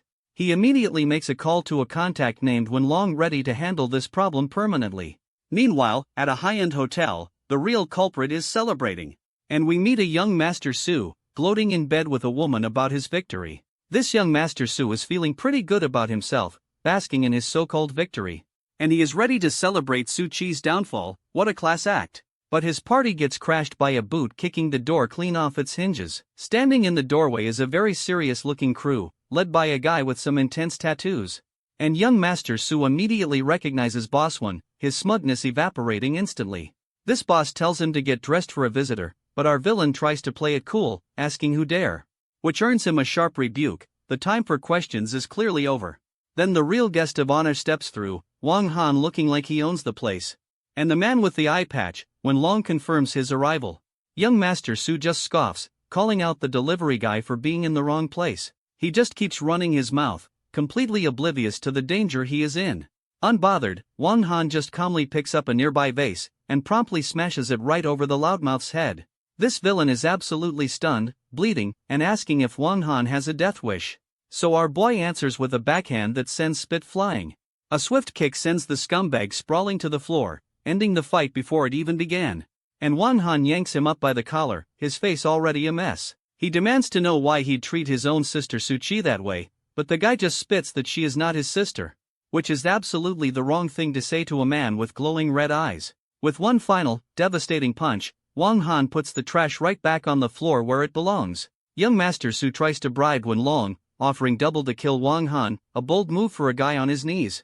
Which earns him a swift kick to the face from a goon for disrespecting Brother Han. And Wang Han lays out the plan: make this clown force the media to delete everything and clarify the truth. So the enforcer gives him a little encouragement, telling him to listen to the man. But our villain is a slow learner, still begging for help against the delivery guy. So the goon winds up another slap, tired of hearing the same nonsense. And after a bit more persuasion, he is promising to make the media retract everything. With the goon just smirking that this would have been easier without the beating. Meanwhile, back at Su Chi's corporate tower, the fallout is just beginning. Where her assistant reports the media wants 80 million to delete the news, which Su Chi calls straight up robbery. And just then, two family members storm in, yelling about how she has disgraced them all. But Su Chi calmly tells them it is all a lie. Though the old man just calls her a homewrecker, announcing another president is on the way. Because he does not care if she is innocent, he just wants the problem solved now. Revealing their real play, they will help if she gives up her power in the company. And her rival whines that the project should have been his, calling her success dog shit luck. But Su Chi is not backing down, refusing to hand over a thing. So the patriarch punctuates his argument by slamming his cane on the floor very subtle. Pulling the for the family card, insisting she is too young and has no choice. But at that exact moment, her assistant opens the door, announcing another president's arrival. And in walks another president, flanked by Su Chi's delightful family vultures. While her rival immediately starts sucking up, promising to handle the unfortunate scandal. But the patriarch just yells at Su Chi to hand over the project, since she is clearly incompetent. Right on cue, her assistant rushes in. The negative news has been completely resolved. Leaving Su Chi absolutely floored, wondering how that is even possible. Her relatives are just as stunned, discovering all the articles have vanished from the web. So the old man tries to argue she is still a risk, but President Liu shuts him down cold. With her business done, President Liu just waves goodbye, leaving the schemers in the dust. Suchi quickly calls out to her, a sudden realization dawning on her face, asking if she can meet President Liu's boss, the mysterious person behind all this. This president just gives a sly smile, saying her boss is a bit of an enigma. And then she just walks out, leaving Suchi in charge and her family absolutely seething. As they leave, the rival threatens her, but Suchi knows exactly who the real problem is. Left alone, she is still trying to figure out who her secret guardian angel could be, until a quick phone check reveals the official story. The deliverman was fired for the scandal. Meanwhile, over at the delivery center, Wang Han casually rolls up on his bike, not a care in the world. He asks a buddy for a power bank, completely oblivious to the morning's chaos. But his friend is practically hyperventilating, telling him he is all over the news. And when Wang Han brushes it off, the guy clarifies he has been fired. Wang Han just scoffs at the news, asking who would even dare fire him. Right on cue, the station manager appears to answer that very question. He officially gives Wang Han the boot, citing his bad influence on the company's image. But Wang Han argues the news was already proven fake. Facts do not matter, apparently. This manager plays the good guy, offering to hook him up with a security gig through his cousin. He even throws in some condescending advice about not living off a woman. What a pal. Handing over a business card, he seals the deal on this very polite termination.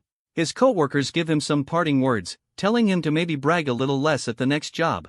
While he is just trying to have a smoke, a voice calls out looking for him. His buddy is absolutely bug-eyed, pointing at whoever just arrived. And it is a very well-dressed woman calling out for Brother Wang, who his friends immediately recognize as Teacher Zia, adding to the confusion. She explains his phone was off, so she had to track him down the old-fashioned way. Wang Han just calmly asks what she needs, with his crew still gawking behind him. Turns out her father wants to meet him, and this probably is not the best place to chat. He just agrees, since he was about to leave anyway, having just been fired. As they drive off, his friends immediately start the rumor mill, guessing she is pregnant. This manager breaks up the gossip with a swift kick, telling them to get back to work. Just then, another luxury car screeches to a halt right in front of them. This guy's wonder what is with all the fancy cars today, as a woman in heels steps out. And of course, another absolute bombshell in a luxury car pulls up, asking for Wang Han, leaving his co-workers completely starstruck and demanding to know who she is. So she just drops the bomb that she is his wife, here to take him home, which has the guys absolutely losing it, because that makes *2 wives for Brother Han. One of them helpfully points out he just drove off with another woman a minute ago. And this new arrival is clearly not amused that he has already given her the slip. Meanwhile, Wang Han and Teacher Zia are cruising on a motorcycle through the city, pulling up to a massive, traditional-looking building, the White Tiger Martial Arts Hall. She leads him inside, explaining her father is just up the stairs, where they are immediately greeted by a big, muscular disciple named Kong Hong. Wang Ying introduces Wang Han, but Kong just condescendingly asks if he is a new apprentice. But she corrects him, this is the new martial arts instructor her father personally invited. Kong just laughs in his face, saying a guy with his small frame could not possibly be an instructor. And when she tries to move past, he physically blocks their path. He then tries to ask her out with concert tickets, but she shuts him down cold, saying she has plans with Wang Han. Grabbing our boy's hand, she tells the big lud to please make way. And they walk right past him up the stairs, leaving him fuming. This camera gives us a nice close-up of them holding hands. Oh, it is like that asterisk. Kong is now officially triggered, vowing to tear apart the little bastard for stealing his woman. Finally, they arrive to meet her father, who is waiting patiently at a tea table. Her father lays on the charm, asking why she did not announce such a distinguished guest. And Master Zia offers a handshake, all smiles and respect for Brother Wang. But of course, it is a secret martial arts power check handshake classic, leaving the old man impressed by his internal force while Wang Han plays it cool. He even introduces Wang Han to another master, bragging about how he saved his daughter. Before getting straight to the point, be an instructor, get 5% of the company in a year.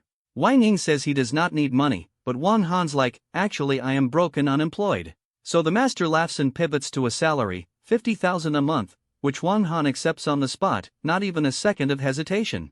This old guys are absolutely thrilled, celebrating their new hire like they won the lottery. With business settled, it is time for a tour of his new workplace, where Master Zia gathers all the students on the main floor for an announcement, and he introduces Wang Han as the new instructor, who gives a polite little speech. These students, led by our jealous friend Kong, are immediately unimpressed by his build. So Kong immediately steps up, asking what styles he knows, practically begging for a fight. Won Han just casually lists off like every martial art known to man, and when Kong calls him a braggart, our boy just says he's got a big appetite. That is it for Kong, who officially challenges him to a spar, calling him all talk. And Wang Ying tries to shut it down, but Kong insists they cannot have a weakling for a teacher. This other students totally agree, demanding a fight to see what the new guy's made of. Master Zia suggests a little demonstration for the class, and Wang Han is more than happy to oblige. Kong immediately steps forward, promising not to kill him. What a gentleman. Our boy just smirks back, saying what a coincidence, he hits hard too. So Kong makes it a wager, if he wins, he gets to take Wang Ying to the concert. Wang Han says it is up to her, but she is already asking what happens when he loses. This guy just laughs, saying if he loses, Wang Han can have whatever he wants. Wang Ying jumps in with the counteroffer, if Kong loses, she is taking Wang Han with those tickets. Kong asks the master if it is okay to rough him up, getting told to dial back the ego. This challenger clears the floor, promising no mercy while Wang Han just tells him to bring it. Kong is officially triggered by the calm confidence, all talk, he thinks. And with that, he throws the first punch, ready to test the new guy's worth, which Wang Han stops cold with one hand, much to Kang's absolute shock. Then he just twists the guy's arm back, completely taking control, following up with a palm strike right to the chest, and a knee to the gut sends the big man flying. Wang Han just dusts off his hands, critiquing his form like a disappointed teacher. Kong is left coughing on the floor as Wang Ying cheers for her amazing brother Wang. This other master points out he was only using 30% power anymore and Kong would be hospitalized. Our boy Kong is just seething on the mat, utterly humiliated, but he is not done yet, launching himself at Wang Han for round 2 as Wang Ying screams a warning. Kong goes for a cheap shot from behind, trying to take him out, but Wang Han just effortlessly flips the big guy right over his shoulder. And from the floor, Kong smirks about how kindness is cruelty, what a philosopher. Wang Ying calls him out for having no martial virtue and the masters are not impressed. But this guy just gets up, declaring winner takes all as he preps a kick. He unleashes a flying kick, yelling for our boy to eat his dust, which Wang Han dodges like it is absolutely nothing, leaving Kong baffled. Now on the ground, Kong demands to know why he is only dodging. So Wang Han just stands there, calmly telling him his punches are way too slow. Then he drops a whole kung fu lesson on him about how only speed is undefeated.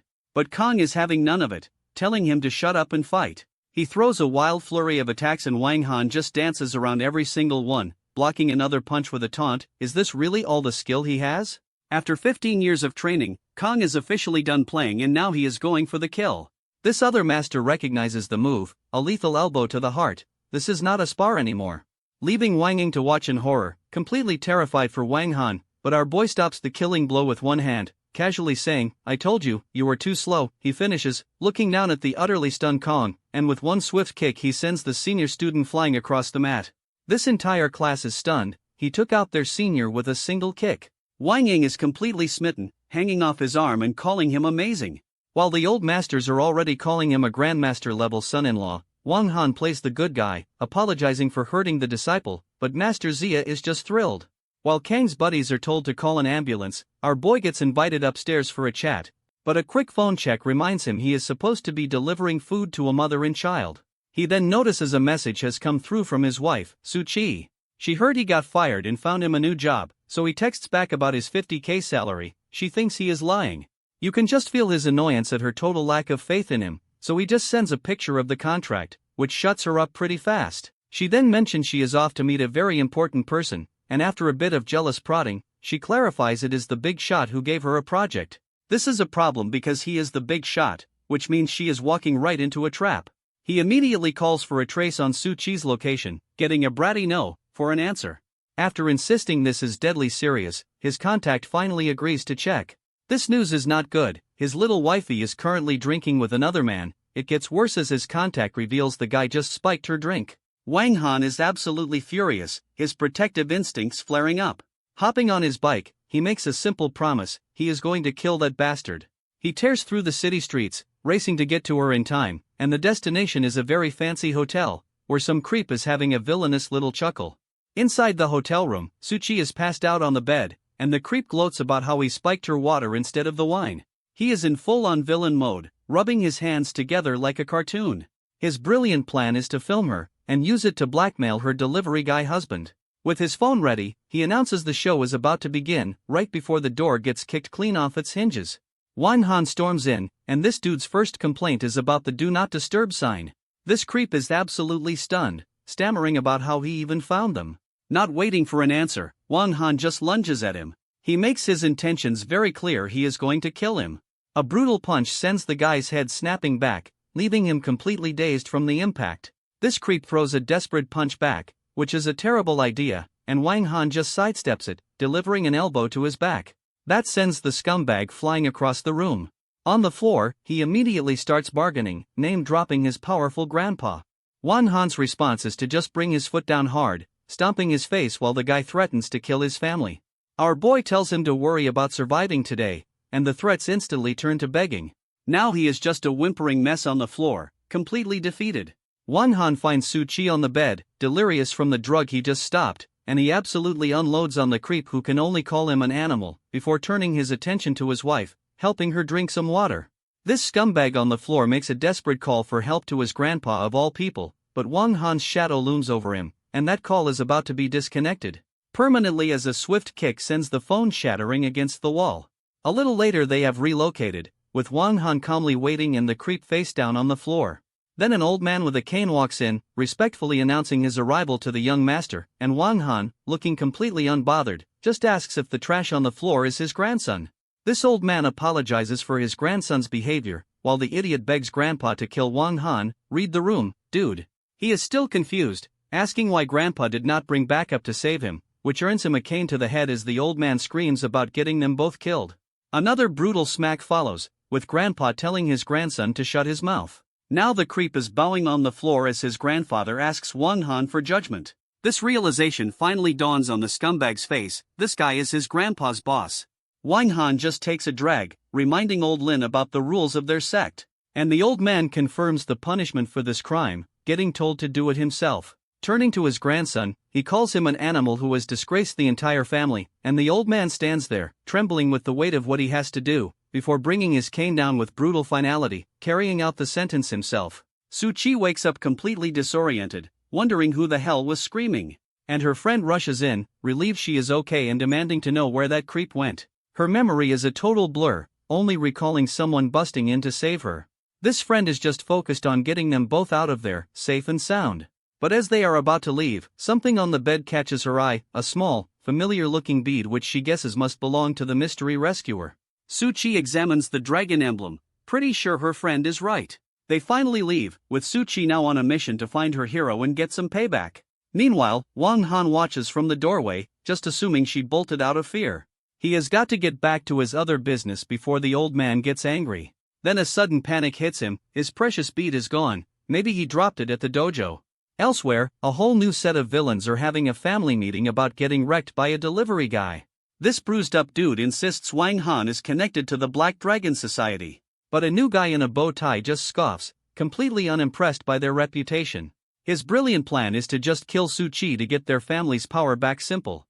This bruised guy is just a little taken aback by the casual murder plot, but Bowtie is dead serious, adding Han to the hit list for good measure. He wants them both gone, and the sooner the better. Now the bruised dude is all fired up for revenge, vowing to hire an assassin immediately. And completely unaware, Han is finally making that delivery to the little girl. Han plays dad for a bit, telling the little girl to do her homework. And her godmother takes over, offering to help with schoolwork.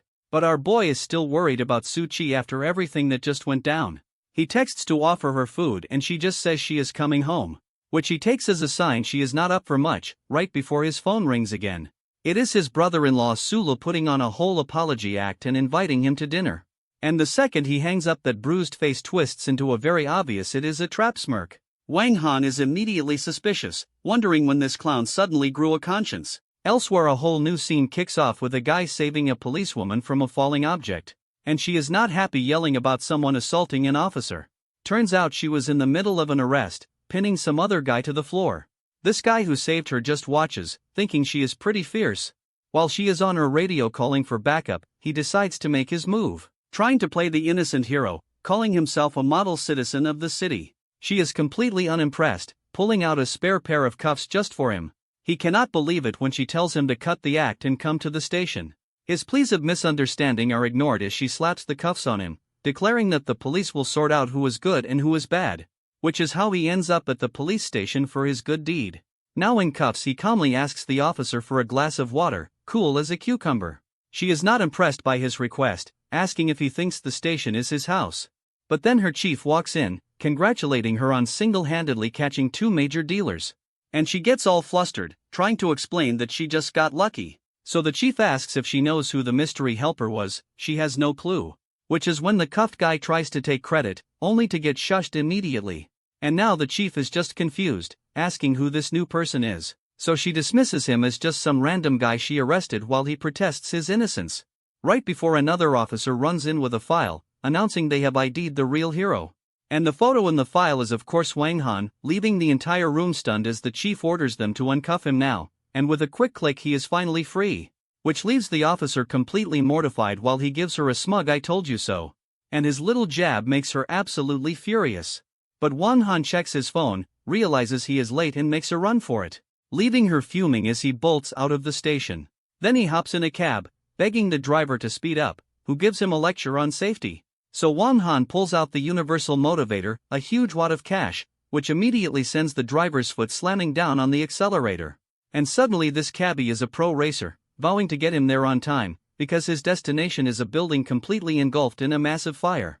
Wang Han's cab pulls up to the dinner location, which is a bit more fiery than expected, and he steps out into total chaos, wondering why his dinner party is a 5-alarm blaze, just in time to hear a woman tell firefighters that Su Chi is definitely inside.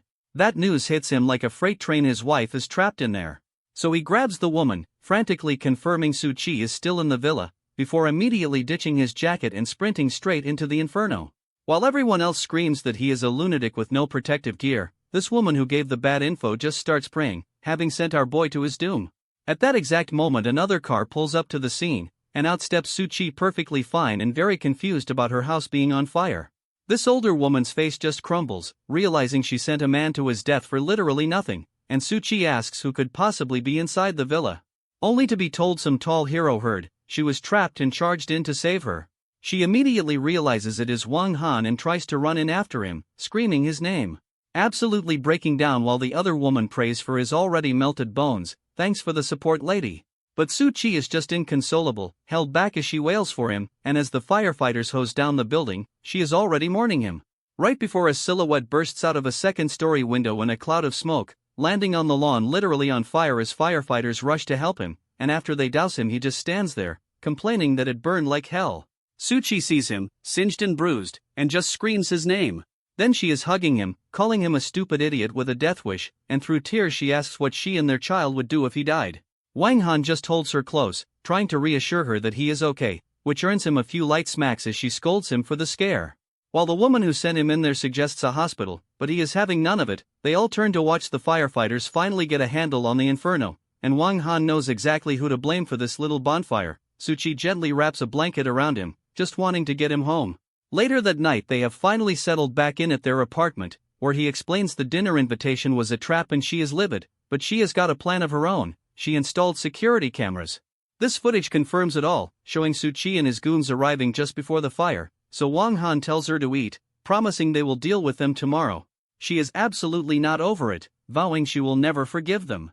This next day a motorcycle pulls into a parking lot right behind a red car, and the biker has to swerve as the car nearly backs right into him. Out pops the driver apologizing for her terrible driving skills, until she gets a good look at the biker and her face just freezes in shock, because of course it is Wang Han greeting Officer Yang with a perfectly smug "fancy seeing you here." He calmly explains he works here, which is just not what she expected to hear.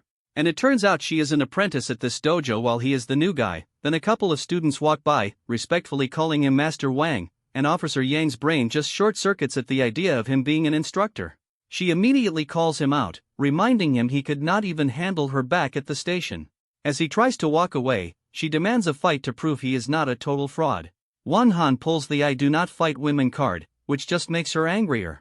She is not having it and just straight up attacks him. So he offers a deal: he will fight with one hand, but if she loses, she runs a naked lap. This predictably goes over like a lead balloon as she tries to kick his head off. He blocks it effortlessly, mocking her for having zero power in her kicks. Our boy just stands there, completely unfazed by her little temper tantrum. Now she is getting serious, eyes glowing as she rushes him again. Another flying kick comes right for his face, which he dodges while asking if she got her job through family connections. Ouch. That jab hits a nerve and she just screams at him to shut up. Her next kick comes in with way more force and fury, but he just keeps dodging, warning her he is about to stop playing defense. She tells him not to get cocky and throws a desperate punch, actually managing to land a clean hit right on his chin. Her punch comes flying in, but he just grabs her arm mid-swing. And with a single hand, he completely overpowers her grip. Suddenly this fight looks more like a dramatic dance as he twists her around, which immediately gets him labeled a pervert for his troubles. He is clearly enjoying this way too much while she demands to be let go, even throwing up a little peace sign behind her head like a total troll. After he asks if she admits defeat, she grits her teeth and says she lost, which brings a very dangerous time to pay up smirk to his face. But when she actually starts unzipping for the naked lap, he is the one who panics, saying he was joking. Oh, she is not letting him off that easy, lecturing him on a martial artist's honor. Then she just rips her jacket open, calling his bluff hard, and our boy goes into full-blown meltdown, screaming that he is a married man. He literally flees up the stairs to escape temptation, leaving her with a smug little smile, because she knows she just won that round without throwing a single punch. Meanwhile, in a totally different room, some buff guy is trying to flatter a woman at a piano, but she just shuts him down, asking if he even understands music. Just then, Wang Han walks in, complimenting the teacher's incredible skill, so the buff dude gets territorial only for Wang Han to correctly name the piece she was playing. This teacher is impressed he knows her favorite song, though he admits he prefers another, and now she is all smiles, asking if he wants to play for them. This buff dude scoffs, saying there is no way this clumsy guy can play. So Wang Han sits down, ready to prove him very, very wrong, and the teacher is immediately swept away by the beautiful music, which leaves Mr. Muscles absolutely stunned that the kid's got skills. His fingers just fly across the keys with total confidence, and after he is done, he even gives the teacher a few pointers. What a flex, which makes the other guy lose it, furious at his audacity. Just then, another woman walks in, drawn by the incredible melody. She compliments the player on their massive improvement, assuming it was the buff guy, so he tries to shoo Wang Han away, saying the real lesson is starting, but the first teacher immediately rats him out, pointing to Wang Han as the real musician. This gets the new teacher's attention, asking who Brother Wang is, and she calls him Professor Wang, though he just plays dumb, trying to slip away. Of course, the buff dude laughs, saying he is just some delivery boy, except it turns out she was his student at Berkeley College of Music. Whoops. Our boy tries to dip, claiming he has got to go cook dinner for his wife, but she spills the beans. He was an honorary professor whose classes were legendary. This information completely shatters the buff guy's entire reality. Teacher Ren then asks the other teacher why she'd need anyone else with a legend like him around. Leaving the first teacher totally speechless, she had no idea who she was dealing with. Wang Han is back on duty, bringing a home-cooked meal to Su Chi's office, and she asks about his new martial arts job, which he says is a nice way to stretch his bones. His phone suddenly rings, and the caller ID just says, "The old man." Oh. On the other end, a voice is already yelling at him for daring to become an instructor. This mysterious boss man threatens to send Big Sister over for a little talk, which sounds terrifying, before telling Wang Han he is forbidden from working at the hall and needs a normal job. His new mission is to recover a stolen Buddha head from a group called the Strong. These guys are apparently a notorious gang of unpredictable lunatics. Sounds fun. He is also told to find a missing bead, otherwise the old man is gonna be seriously ticked off. After hanging up, he tells a concerned Su Chi that nothing's wrong, he just has a meeting. He gives her a quick goodbye, leaving her to finish her lunch in peace. Later that afternoon, our boy pulls up to a fancy apartment building on his motorcycle. A manager Zhang greets him, saying he has been expecting him for an arrangement. But a security guard immediately recognizes him as the rumored boyfriend of the Su family's daughter. Wang Han tries to deny it, but the guard is absolutely certain he has seen his photo. Now the whole security crew is gathering around, demanding to know what is going on. He tries to brush them off, saying there is nothing to talk about. So the lead guard offers him a smoke, hoping to get him to spill the tea. Wang Han launches into a whole sob story about being the poor son-in-law the Su family despises. This guards are not buying it, pointing out that a rich heiress's husband would not be working security.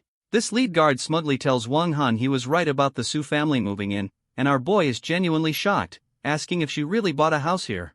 Just as the guards mock his story, a fancy red sports car pulls up, and out steps a woman they call President Su, making Wang Han try to become invisible. His buddy immediately drags him back, asking why he is suddenly so shy. This woman, a redhead, then asks why he is not at the martial arts gym anymore. He claims he resigned after something happened, so she just tells him to come with her. As they walk off, the security guards are left watching, absolutely loving the drama. Wang Han gives the nosy guard a very subtle one-finger salute on his way out. She then asks how long he planned on keeping his new security gig a secret from her. He plays along, refusing her offer to stay at her place because of that other woman, so she offers him a new job, be her driver for a hefty monthly salary. She insists it is her fault he lost his last job and orders him to drive her to work tomorrow, which gives Wang Han a brief moment of panic, wondering if this makes him a kept man. Their destination is a massive, modern corporate tower, where guards are already waiting to greet their boss as she arrives. She has even set him up with his own office and use of the car talk about a promotion. This guard salute her as CEO Su, confirming her high roller status. From a distance, the security guard from earlier watches them, totally baffled by their relationship. While in another office, some sleazy CEO is threatening an employee named Lily with layoffs. Lily firmly rejects her boss's disgusting request, so he dangles money for her mom's hospital bills. What a charmer. She tells him to have some self-respect, but he just gets aggressive. And then the creep starts getting handsy, telling her to drop the act. From the hallway, a new voice wonders aloud if the office is bored. As Wang Han strolls in, casually calling out the harassment he is hearing. Inside, the CEO is ripping her shirt while she screams for help, and she tries to fight back, slapping him away desperately. That is when Wang Han leans through the door, asking if they are busy. Which makes the CEO absolutely lose his mind, demanding to know who he is. This guy just keeps yelling for him to get out, completely unaware of his mistake. Then tries to land a kick, which is just a hilariously bad decision. Our boy just stands there as the CEO ends up flat on his back, and Wang Han calmly calls him out for bullying his staff. Now on his feet, the creep threatens to call the cops on him, before trying to flip the story, accusing Lily of seducing him. Bold move. He is so smug, completely confident the police will take his side, until Wang Han reveals his phone has been recording everything. The CEO lunges for it, only to get smacked down like a fly, leaving Wang Han to loom over him with a very simple, very final threat. The CEO is now on the floor, begging for mercy and promising not to call the cops. But Wang Han just holds up his phone, letting him know the whole thing's been recorded. Later, his security guard buddy is chatting with a woman about a class monitor's wedding, and she turns to Wang Han, saying he looks awfully familiar. Then it hits her, he is the infamous troublemaker who got yelled at every Monday. Our boy just sips his drink, claiming heroes do not dwell on past glories. Impressed by his suit, she asks what he does for a living now, so he invents the most ridiculously complex job title he can think of, only to reveal he is just a driver for his boss. Which makes his friend absolutely lose it, spitting out his drink. She invites him to the wedding anyway, saying it is a good chance to network. After setting the time and place for tomorrow, she heads off in her car. This guard immediately asks Wang Han to help him borrow a nice car to save face, but Wang Han tells him to be more ambitious, promising a real luxury vehicle. With their plans set, he says his goodbyes and heads back upstairs. He arrives back at the modern apartment building, where CEO Su greets him in a towel, questioning his early return, then immediately starts teasing him about not waiting for a shower together. He just brushes off the flirting and asks to borrow her car for the next day. But she has got other ideas, offering a very different kind of drive right now. Wang Han tries to shut her down, reminding her he is a married man, but CEO Su just tells him to get a divorce, offering herself as a serious upgrade. And then she drops her dress. Yep, she is not messing around. She grabs him, promising a proper showdown with Su Chi for his affection. So he pulls the ultimate shutdown, claiming his wife is pregnant. That actually works, and she brings up that her car is in the shop until tomorrow, leaving Wang Han to figure out his promise to his buddy on his own. So he just makes one call and orders up a Rolls-Royce Phantom, as one does. This next day, he is already finding his new office job incredibly dull. When some random kid starts bullying a little girl right in the hallway, our boy is just completely baffled by this tiny hallway menace, and he immediately steps in, grabbing the little punk's wrist to stop him. This kid threatens to slap him, which is just adorable, really. So Wang Han gives his wrist a little squeeze to teach him some manners. Just then, the boy's mom shows up, demanding to know who hurt her precious angel. She immediately goes into a rage, screaming at him for touching her son. Wang Han calmly offers to discipline her ill-mannered child for her. You are welcome. But she defends the bullying, so he just calls her a terrible mother. At that moment, the little girl's mom arrives, checking on her crying daughter, and the girl explains the boy said she had no father and even spat on her. This bully's mom immediately flips the script, claiming her angel was just comforting the spoiled girl. Which makes the girl's mother apologize frantically while Wang Han just seethes. He gets right in the manager's face, asking what department she is in before dropping he is the CO's driver. She just laughs, threatening to get a lousy driver fired today. "Oh, you have no idea, lady." As the manager storms off to complain, the other woman begs him to apologize, terrified of the consequences. But Won Han is cool as a cucumber, telling her to let the manager tattle all she wants. This poor employee is now convinced he is doomed, certain the CEO will side with management. And right on cue, the manager bursts into CEO Su's office, demanding she fire the morally corrupt driver. Wang Han strolls in behind her, calmly offering to teach her badly behaved son some manners, tuition free. Wan kicks back in a chair while she keeps ranting about him being a common street thug. CEO Su, without even looking up, just tells the fuming manager she can leave now. Her death glare says it all, the discussion is absolutely over. Once the manager is gone, CEO Su tells him to close the door for a private chat. Wang Han immediately calls her out for wearing high heels while pregnant, a very confusing accusation. He then kneels down, offering her a pair of flat shoes to wear instead. This sudden kindness leaves CEO Su completely flustered, thinking about how much she loves and hates him. Noticing her foot is swollen, he offers to give her a massage right then and there. She tries to refuse, but he gently insists she stay put. Internally she is just melting, never imagining he'd be this caring. Just then an assistant walks in, catching them in the most compromising position possible. This assistant freezes in the doorway, forcing CEO Su to play off the foot massage as something else. But there is a real crisis. A French expert team is here and their only translator is stuck in traffic. A translation app is out of the question, the technical terms would get completely butchered. Just as panic sets in, Wang Han casually volunteers to give it a shot. She is floored he speaks French and he just says he learned it living on the streets, a likely story. With the meeting's importance hanging in the balance, she has to ask if he is actually serious. He just gives her a cool, confident smirk, saying it should be possible. That is all she needs to hear, immediately leading him into the high-stakes meeting. Inside the conference room, they greet the lead expert, a Mr. Chatham. Wang Han immediately welcomes him in flawless French, not even breaking a sweat. After the expert replies, our boy translates it back perfectly for his boss. CEO Su is just staring, thinking this guy is an absolute master of deception. This meeting gets even more complicated when two more experts join via video call. And of course, one of them is Japanese, introducing himself as Yamamoto Akira. This completely blindsides the team, who had no idea they needed a Japanese translator. Turns out this new guy is the head of the company's entire East Asia division. This assistant asks if he also speaks Japanese and he gives the same vague, "I have wandered" excuse. This guy's resume is a fantasy novel. He then seamlessly switches to Japanese, briefing the new expert on the project. CEO Su is just blushing, completely captivated and wondering if this is the same food delivery guy she used to know. Hours later, the meeting is a huge success, with the assistant confirming the deal went off without a hitch. CEO Su sincerely thanks him for saving that massive international deal. And our boy just plays it cool, telling her it was nothing. Then he immediately gets flirty, asking what kind of benefits he can expect. She gets all flustered, telling him to be serious in the office. Sure Jan, so he just asks for the morning off to attend a friend's wedding. With his leave approved, she shoos him out of her office. He tries asking her to dinner on his way out, but gets shut down hard. Once he is gone, she calls him a blockhead for not taking the hint. This next day, he meets his security guard buddy, who is all decked out in a new suit. Wang Han hypes him up, saying he looks like a movie star. To complete the transformation, he hands over a very expensive-looking watch. His friend assumes it is a high-quality fake, but Wang Han tells him to act the part. A little confidence-boosting shoulder grab has his buddy's jaw on the floor.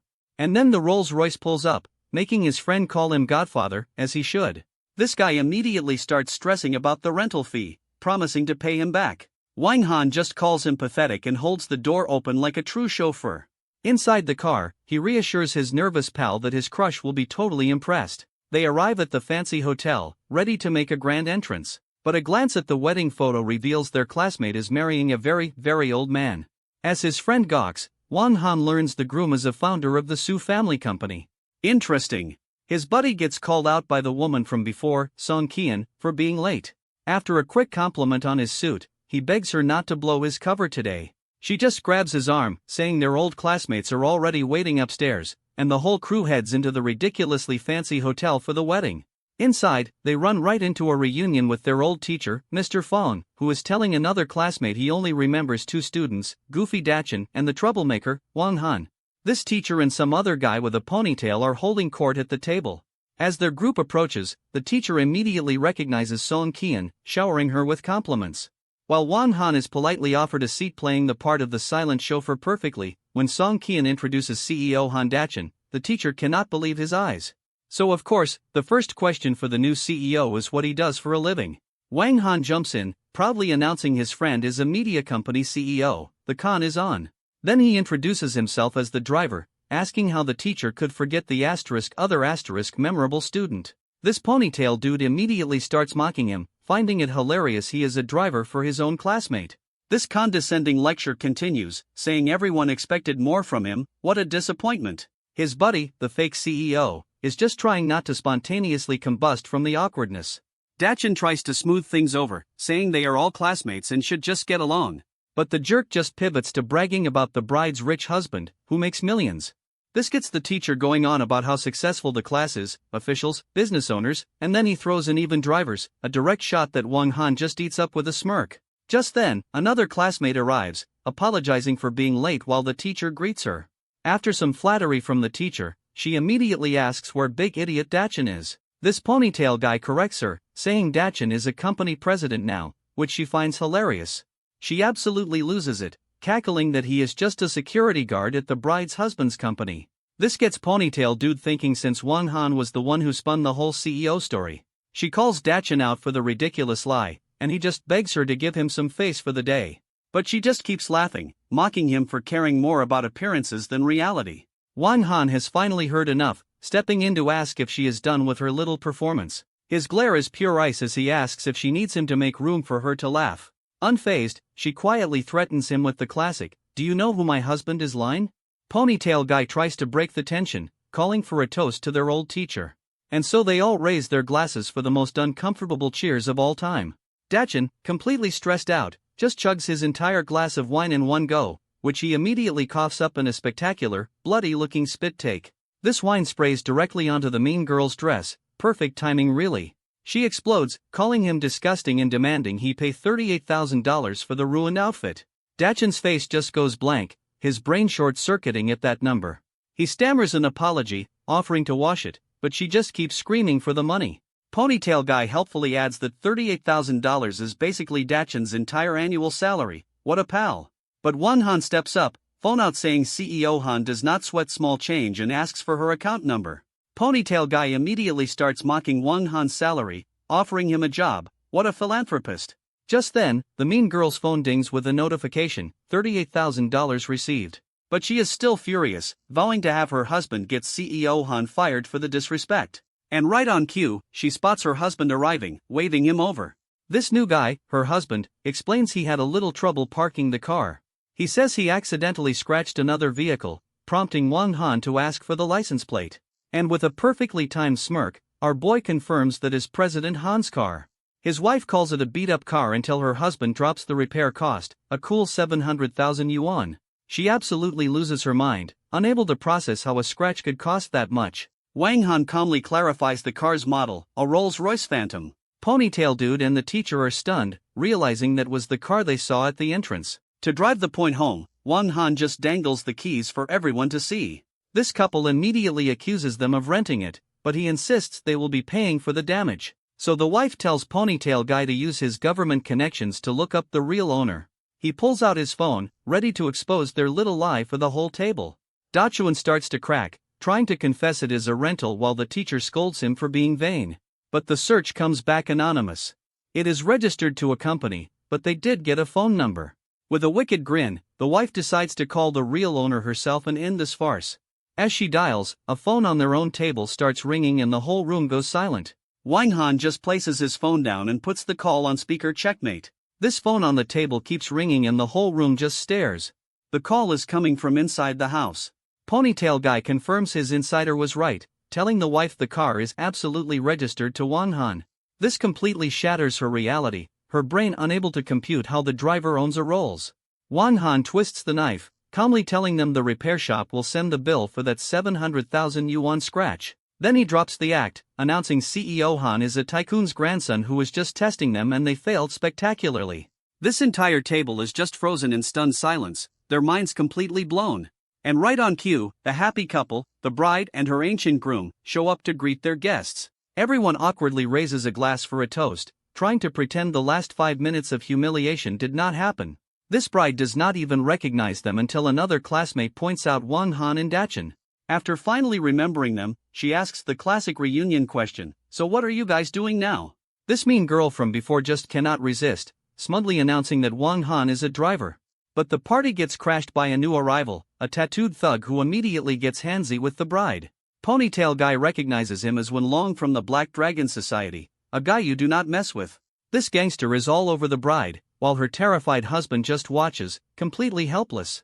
Wang Han Long shoves the old groom aside, insisting he is not even drunk yet and is just getting started. As he keeps groping the bride, the groom pathetically begs him to stop making things difficult. Dachin, bless his brave, stupid heart, actually stands up and tells the gangster to back off. This thug squares up on him, but the bride tries to de-escalate, telling Dachin to just sit down. Just as Dachin tries to take the heat, Wang Han calmly tells the gangster, "Wen Long, you better behave yourself." This gangster freezes, his face a mask of pure terror as he recognizes who just spoke, Brother Han. Wang Han Long the gangster immediately switches sides, calling Wang Han Brother Han with total respect. This sudden change leaves the teacher and ponytail guy completely lost, their brains are buffering. His whole crew follows suit, bowing to Brother Chun while Wang Han tells them to play nice. With a quick salute, Wen Long says he will go make nice with the wedding couple now. He then apologizes to the bride for being a creep, and she is just happy to be alive. This groom, now a total suck-up, offers Dachin a VIP seat for bringing such a big shot. Mr. Fong the teacher is next, claiming he always knew Dachin was special. What a visionary. Wang Han just sips his wine, reminding the teacher he was singing a very different tune a minute ago. Of course, the teacher just laughs it off, insisting he is not the type to hold a grudge. Ponytail guy, ever the opportunist, calls for a toast to kiss up to the new top dog. And just like that, the whole table is raising their glasses to President Han. Loyalty is cheap, folks. Our boy just smirks again, enjoying the teacher's pathetic backpedaling. Still denying everything, the teacher fans himself like he is the picture of innocence. Trying to save face, Ponytail guy raises his glass even higher for the toast. Wang Han is now toasting CEO Han, completely forgetting who the actual newlyweds are. After the wedding, the bride and groom wave goodbye to their classmates from the stairs. Outside, Wang Han helps a wasted Dachin as the Rolls-Royce arrives to pick them up. Dachin, still playing CEO, drunkenly announces their departure for an important meeting. Song Kian gently asks if he really needs to collect the car repair money. But Wang Han is dead serious, they are paying for every single cent of that scratch. Drunk Dachin is having a full-blown meltdown over his lost love, while Wang Han just shoves his buddy's face against the window so supportive. On the phone, he keeps up the show for act, saying he has to get the boss home. But he gets a call, plans have changed, a deal is going down at a nightclub. He just confirms the new orders, ready for whatever's next. And the scene shifts to the glitzy Shanghai nightclub. A new guy arrives, looking to scope out the bosses of this place. But the staff immediately write him off as a nobody, big mistake. This little master gets a file on his target, one of 12 martial arts masters. And inside, the club is exactly what you'd expect, a total sensory overload. He takes in the scene, looking for his mark amidst the chaos, then heads to the bar to order a martini, playing it cool.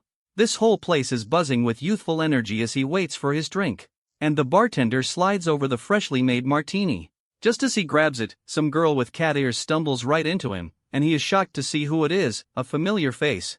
She is just as stunned, asking what the hell he is doing here. Then immediately calls him a pervert and shoves him away. He fires back, asking why she is here and roasting her outfit. Bold move, dude. Our guy just sips his drink, claiming to be a respectable person while she calls him out on the lie.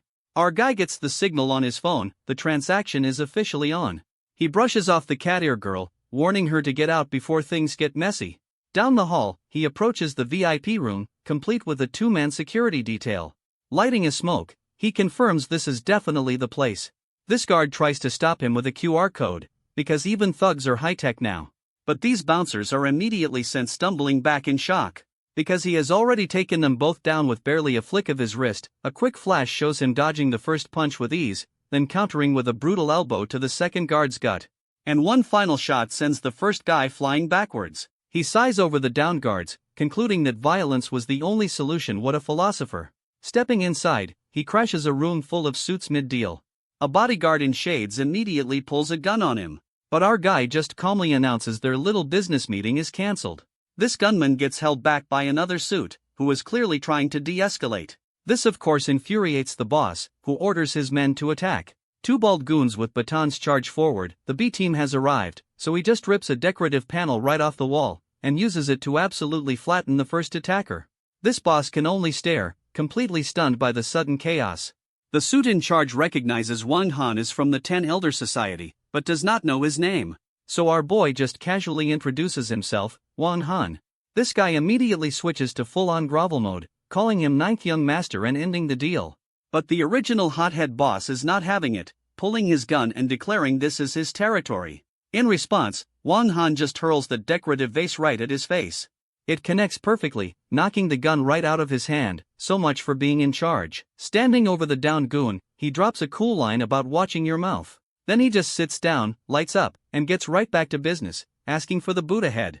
This other suit offers him anything else, but Wang Han is only here for one thing. Getting real close, the suit smirks, asking if the ninth young master came alone. And just like that, it is a trap. Two more guns are pointed right at his head. Wang Han, completely unfazed, just dares them to take the shot. Someone actually pulls the trigger. But he is totally fine with a fresh bullet hole in the wall right behind him. This suit warns him that taking the Buddha head means stepping into an abyss. Wang Han's only reply is to hold out a bag and demand the item. This boss orders his men to hand it over, but his subordinate is clearly confused. So he fires a warning shot right past the guy's ear to speed things along. This terrified goon immediately scrambles to pack the boot statue into the bag. With the prize in hand, the boss gives one last warning. Once he leaves, there is no turning back. Wang Han secures the bag, getting a final, ominous warning about the life he has chosen. With a casual wave goodbye, he leaves the suit to handle the aftermath. This remaining goons are completely lost, slowly realizing they just got steamrolled by a VIP. Back in the room, the bruised boss demands to know where his backup is. He grabs the suit for answers, only to be told his allies are long gone. This suit then gives him some friendly advice: learn about the 10 elders before you try anything stupid. And that name absolutely terrifies the boss, who clearly knows the reputation. He finally connects the dots, realizing this is the same guy who took out Bald Lu. But the suit just gives him a stone-cold look, basically saying, "We do not answer to you." At the elevator, Wang Han's exit is interrupted by some thugs carrying a familiar face. It is Cat Ear Girl, clearly out of it, as the creeps make some gross promises to cool her off. He instantly recognizes her, roasting her internally for getting caught on a mission. Deciding he is her personal hero for the day, he sighs and follows them. This elevator opens into a hallway that is just an explosion of pink and red, very tasteful. Hearing some wild music, he gets a little curious about what is behind the door. He peeks in to find the girl cuffed to a pole, surrounded by shirtless dudes. So that kind of party. Our boy is genuinely stunned, wondering if he just walked into an R-rated scene. She is still just complaining about the heat, totally oblivious to the danger. One of the shirtless goons finally spots him and angrily tells him to get out, which is immediately followed by a massive fist flying right for Wang Han's head. Wang Han effortlessly blocks the incoming punch, not even a challenge. While holding the first guy, another one charges in for a team up. So he just uses one goon's face to knock out the other. Problem solved.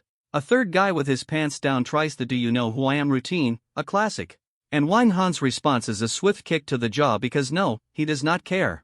With the trash taken out, he turns to Cat Ear Girl, who is still complaining about the heat. She is clearly not in her right mind, trying to take her top off. Our boy grabs a water bottle, deciding a cold shower is the only cure here. He helps her drink some water, trying to bring her back to reality. Getting her to her feet, he complains about how much trouble this is. Grabbing a shower head, he tells her getting wet is the better option right now. He leads her toward the bathroom, with her still completely out of it. Ready with the shower head, he prepares to give her a much-needed cool down. She finally gets some relief as the cold water hits her. 15 minutes later, he is just chilling with a smoke while the goons are still out cold. Now sober and in a towel, she sheepishly thanks him for the save. After he plays it cool, she immediately turns and kicks the unconscious guys just to be sure. She then accuses him of seeing everything, while he claims he is the victim here. This does not go over well as she is completely mortified. Making his exit, he tells her to get dressed, but she warns him to keep his mouth shut. She stops him on his way out, suddenly very suspicious of his new bag. He tries to play it off as a simple errand, but she demands to see what is inside. With a quick tug, she rips the bag open, revealing the stolen Buddha head busted. She immediately accuses him of theft, while he scrambles with the excuse that he is just returning it. He makes a break for it, shouting a goodbye to Officer Yang, so that is her job. This officer just screams after him, promising to hunt him down if that head is not back by tomorrow. Downstairs, Wang Han is met by the very goons he just steamrolled, and the bandaged-up boss is now bowing, calling him Ninth Prince and offering him the run of the place.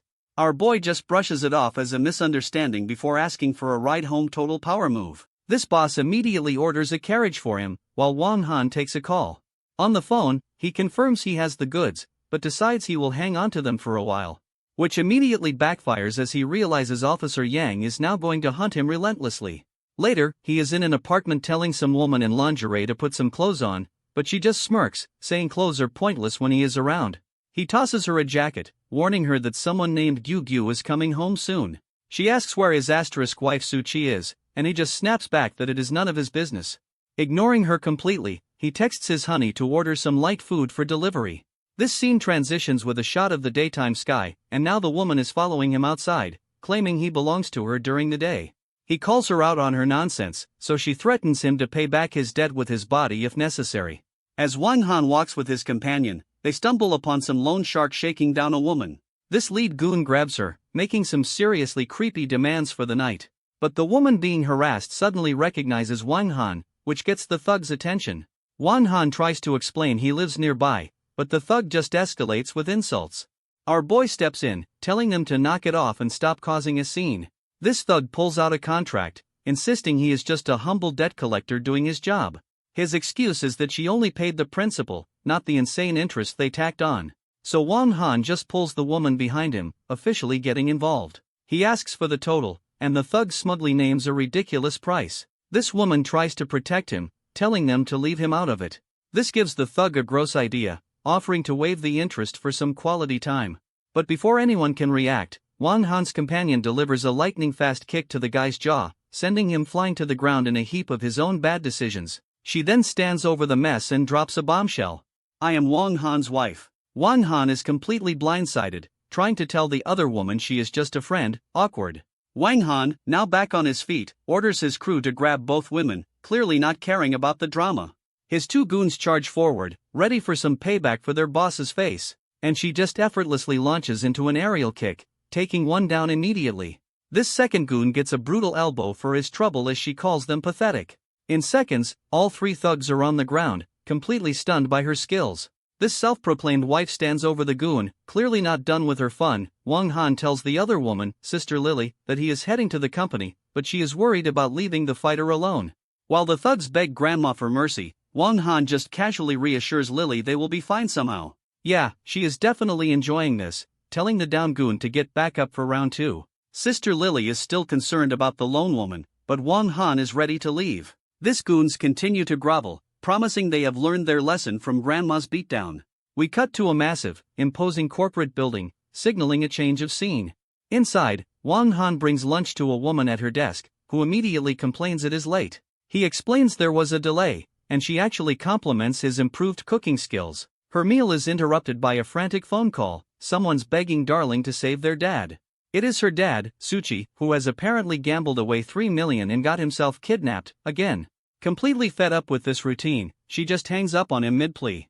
When Wang Han asks what is up, she just sighs that it is her dad's usual scam for cash. Right on cue, her phone buzzes with a new text message, and it is a proof-of-life photo of her dad looking very beaten up. Guess it is not a scam this time. On the phone again, she demands to know what the kidnapper wants, 3 million, cash at a club. Wang Han immediately offers to go with her, but she shoots him down, saying he cannot handle it. He insists on at least driving, but she is adamant that his involvement will only make things worse. A red sports car pulls up to a flashy nightclub at sunset. Suchi steps out with a suitcase full of cash, telling the staff to get the boss. Meanwhile, Wang Han pulls up to a club, thinking the name Drunken World sounds a little too familiar. Inside, Suchi has arrived with the cash, finding her bruised dad kneeling before the boss. Her father begs the third master for mercy, who is just chilling with a slice of watermelon. This boss, a guy in a Hawaiian shirt, tells her to hand over the money to free her pathetic dad. Getting a good look at her, he gets some seriously creepy ideas about her beauty. He then adds a new condition, claiming her dad also put his brother in the hospital, and his predatory smile pretty much confirms what he ** really wants as payment.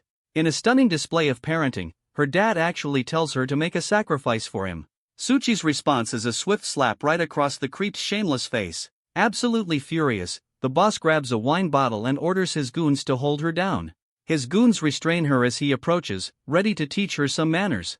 He tries to shove the bottle in her mouth, telling her to drink up and be less arrogant, but she lands a perfect kick right where it counts, a direct hit to the family jewels. This sends him into a world of pure, unadulterated agony. He smashes the bottle, screaming that she almost ended his entire lineage, while her dad immediately offers her up as a sacrifice to save his own skin. What a guy! This boss grabs the broken bottle, threatening to slash her face for her defiance, but a flying kick suddenly takes out a goon. It is Wang Han crashing the party. Her dad instantly sells him out, calling him a worthless delivery boy trying to woo his daughter, which just makes the boss order his men to kill the newcomer on the spot. This goons charge in, yelling about killing the reckless delivery boy, but Wang Han just casually blocks a kick with his shoe, zero effort, and a single punch is all it takes to knock the second guy out cold. With the hired help down, he holds Suchi as the boss stares in shock. She is completely woozy from the wine, barely able to stand, which sends the boss into a rage, claiming Wang Han touched his woman. He raises the broken bottle, ready to do some serious damage, only for his attack to be stopped dead by an iron grip on his wrist. Wang Han calmly informs him that killing him would be as easy as crushing an ant, and the guy cannot even move completely and utterly outmatched. This tough guy starts sweating bullets, finally realizing the massive mistake he has made. So Wang Han just gives him a little shove to get him out of his face, sending the creep tumbling to the floor with a pathetic whoops. At that moment, another man in a suit rushes in, telling them to stop. This boss is still on the ground, looking like an absolute fool, while the newcomer looks furious, shouting a warning. Seeing his back up, the boss points from the floor, demanding Wang Han be killed. But his help just slaps him silly for daring to touch the ninth prince's woman. This new guy immediately starts bowing, begging the ninth prince to forgive his blind subordinate. He then forces the Hawaiian shirt-wearing idiot to kneel and apologize for his very poor life choices. With Suchi barely standing, Wang Han agrees to settle the score later. He scoops her up to leave, while her deadbeat dad tries to latch on, suddenly full of praise. But our boy just shuts him down cold, telling the old man he does not know him at all. And the father is left completely stunned by the brutal rejection. Later, they arrive back at an apartment building for the night. Tucking Suchi into bed, he offers to make some hangover soup. But she grabs him, begging him not to leave her alone, her hand clutching his sleeve with surprising strength, which leads to him sitting on the bed, caught in a very sparkly romantic moment. Pulling him closer, she asks him to stay, and he is starting to feel the awkward tension. As she begs him not to go, he is internally panicking about taking advantage of her. This next morning, a different woman asks why he has such dark circles under his eyes, her teasing implying he should know exactly what happened last night. And before leaving for a meeting, she reminds him to pick up Gyu from school. Her parting shot is a vague "we will see," leaving him totally confused. So alone on the couch, Wang Han just lets out a sigh of pure exhaustion. In a flashback, Suchi wakes up asking if he undressed her. But he clarifies she did it herself while handing back her clothes. And as she takes them, a small object tumbles out of a pocket. It is a bead, and Wang Han completely loses his cool, realizing he has finally found it. Suchi asks if the bead is his, explaining it was left by her savior at the hotel. He confirms it is his, pointing out the Han character inside as proof. And just like that, the pieces click. Wang Han was her mystery hero all along. They arrive at the corporate building, where guards salute CEO Su and brother Han. Wang Han gives the guards a casual wave, acting like he owns the place. Then he is right back to business, reminding her to decide on lunch. In her office, a blonde friend named Zufu pops in for a visit. Zufu invites her to a big party that night, saying they can go together. Her friend immediately clocks her good mood, asking what has got her so happy. So Suchi finally reveals that her rescuer from the hotel was Wang Han. Zufu is floored that the delivery guy is a secret hero. What a twist. She then offers to help Suchi recover some important deleted text messages. Meanwhile, Wang Han is outside, taking a very thoughtful smoke break. He gives the guards another friendly wave, keeping up the charade. A phone call interrupts him. It is his fourth sister, and she is in town. She is there for a conference but drops a bombshell. She wants to meet his fiancée /U00E9. Our boy is completely flustered, trying to figure out what she is talking about. This call drops, leaving him looking deeply concerned. Fiancé /U00E9 problems are the worst problems. He immediately heads back into Suchi's office looking for something, and kneels to fix her shoe, which makes her instantly suspicious of his sudden kindness.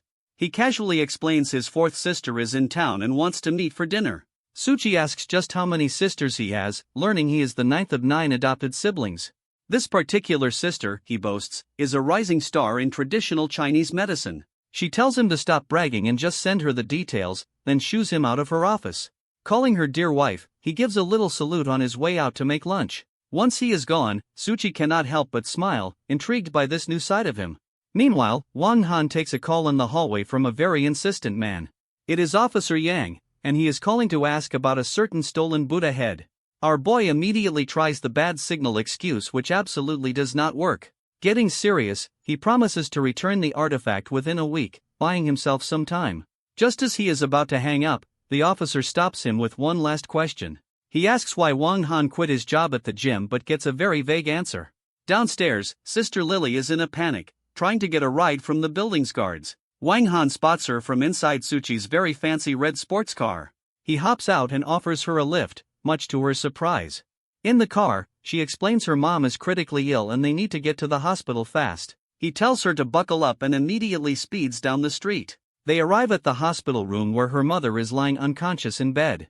A young man at the bedside says a director just confirmed her mom needs immediate surgery. She is confused since another doctor said surgery was pointless, but there is a new expert in town for a conference. Sister Lily hesitates to call a certain Director Yen, knowing the guy has some seriously creepy intentions. But her cousin insists, saying her mom's life is on the line, so who cares if the guy's a creep? Just then, the man himself appears, Director Yen, looking every bit the sleazy opportunist. This cousin immediately starts playing matchmaker, pushing for a lunch meeting between Lily and the director. Yen boasts that the medical expert is his teacher, pressuring her into a meal she clearly does not want.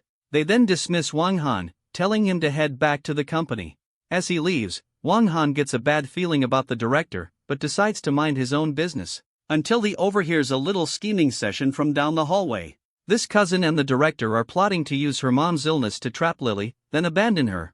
This cousin is an absolute monster, even suggesting her mom is a burden to seal the deal. Wang Han is completely disgusted, realizing he has stumbled upon two of the worst people alive. So he immediately calls his fourth sister, asking if she knows the expert doctor they mentioned. She confirms she does and agrees to help, no questions asked. With a plan in motion, Wang Han walks right back into the hospital room. He stands over the unconscious mother, ready to turn the tables on those scumbags. At that moment, Lily and her cousin return, shocked to see he is still there. He tells her to cancel her lunch date, calmly stating he has already handled everything. Her cousin immediately mocks him, calling him a lowly driver with ulterior motives. Oh, the irony. Director Yen returns, all smiles, ready to whisk Lily away for their meal. He then points at Wang Han, demanding to know what gives a mere driver the right to speak about his teacher. Wang Han asks the director if he should repeat their scummy plan for everyone. This cousin and Lily are just completely speechless, caught off guard. Director Yen immediately starts yelling, telling this lousy driver to get lost. Just then, a whole new crew of doctors shows up, led by the dean himself. Lily is totally confused by the sudden appearance of the hospital's top brass. This dean introduces the actual medical expert, Dr. Nyo, who is here just for her mom. This sleazy director looks absolutely floored. He clearly did not think the real help would arrive. Dr. Nyo gets right to work, heading in to examine the patient. Meanwhile, the cousin is still sucking up, while Yen tries to take credit as the expert student. This good doctor then drops the bomb. Surgery is this afternoon, and it is free thanks to Wang Han. Her mind is completely blown. The driver arranged all of this. With a deadpan look, the expert basically says, well, duh. She immediately starts looking for our boy, asking where he went. Spotting him by the car, she runs right out to him. Our hero plays it cool, asking why she came down. Overwhelmed with gratitude, she just throws her arms around him in a huge hug. He comforts her, but has to turn down lunch to deliver food to Suchi. They make a deal for another time as she sends him off. Our boy hops back into the ridiculously expensive sports car, mission accomplished.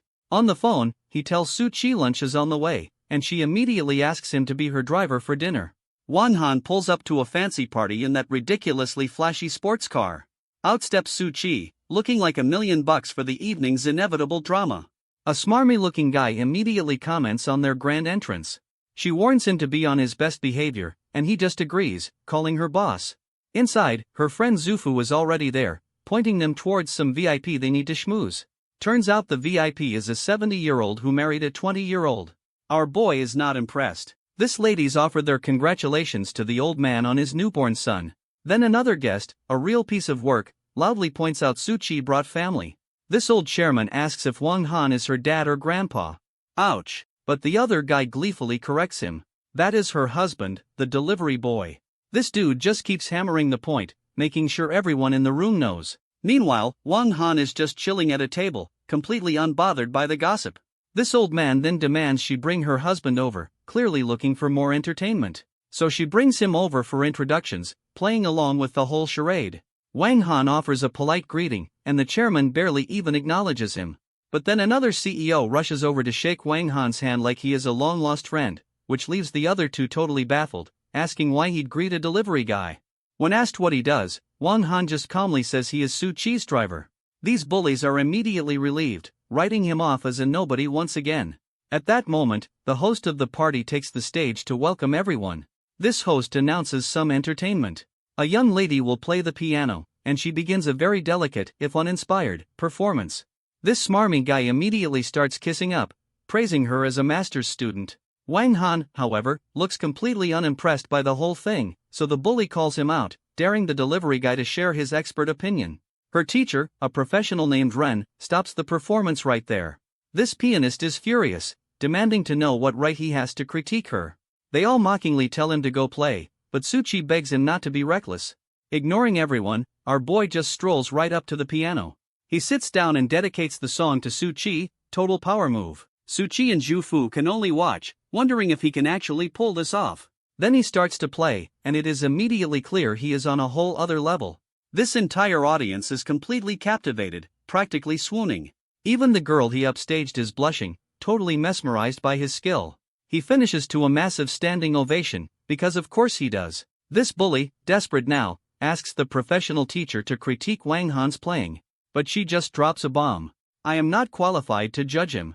This leaves the smarmy dude absolutely floored.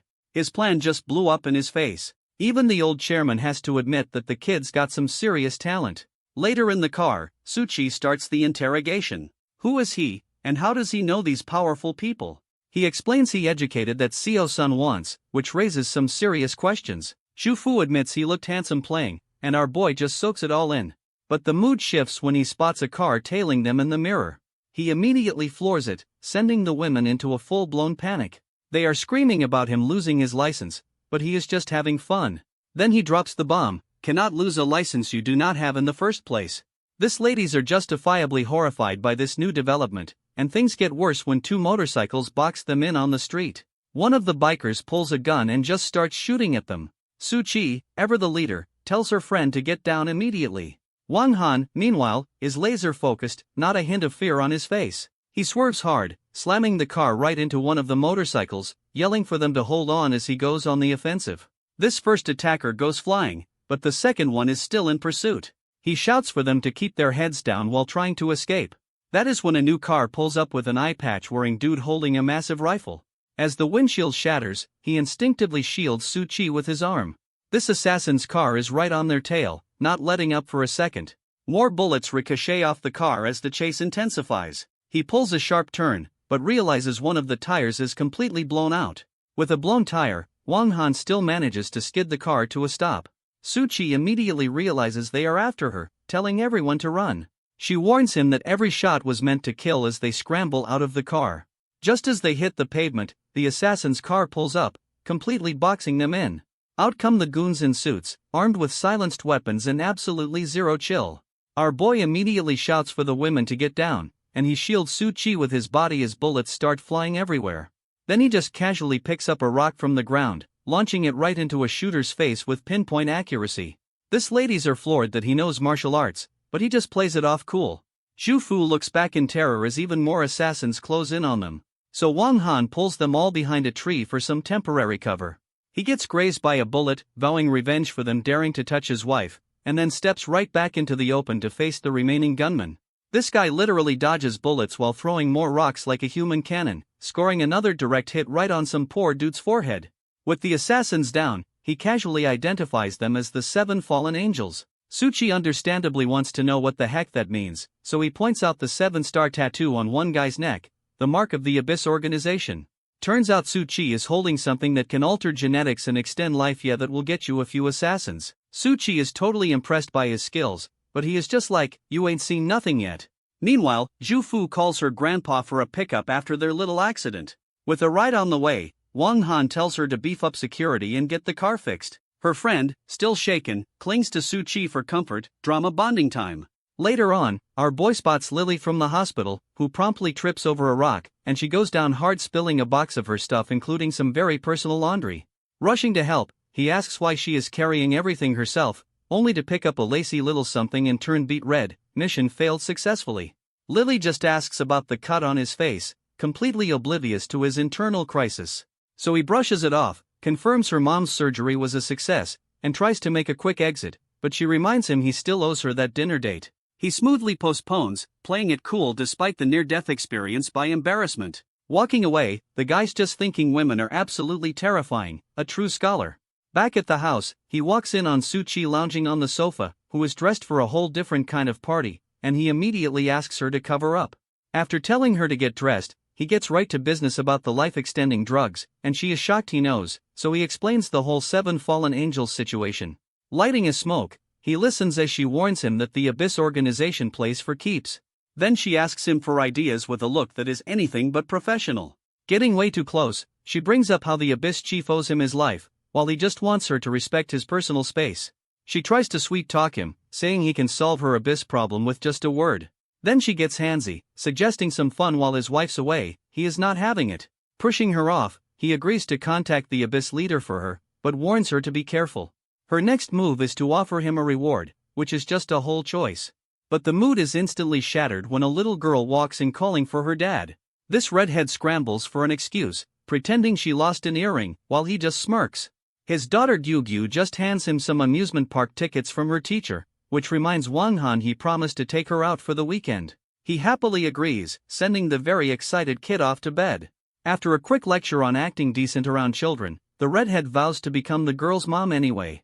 He then casually asks if she could stay a few more days, and she immediately misreads the room, eagerly agreeing to his request. Our boy shuts that down fast, telling her to leave, which sends her into a rage about Suchi stealing her man. Meanwhile, over at the Lin family villa, 2 guards are standing watch on a balcony, when a knife suddenly comes flying out of the darkness. A new assassin with a long braid takes them both out with brutal efficiency. Inside, the noise wakes up Zufu and a blonde woman in bed, and the killer appears in their doorway asking for any last words. She just smirks, saying pity, revealing a familiar star tattoo on her chest. This blonde woman stands up, telling the assassin to leave Zufu alone. She is the target.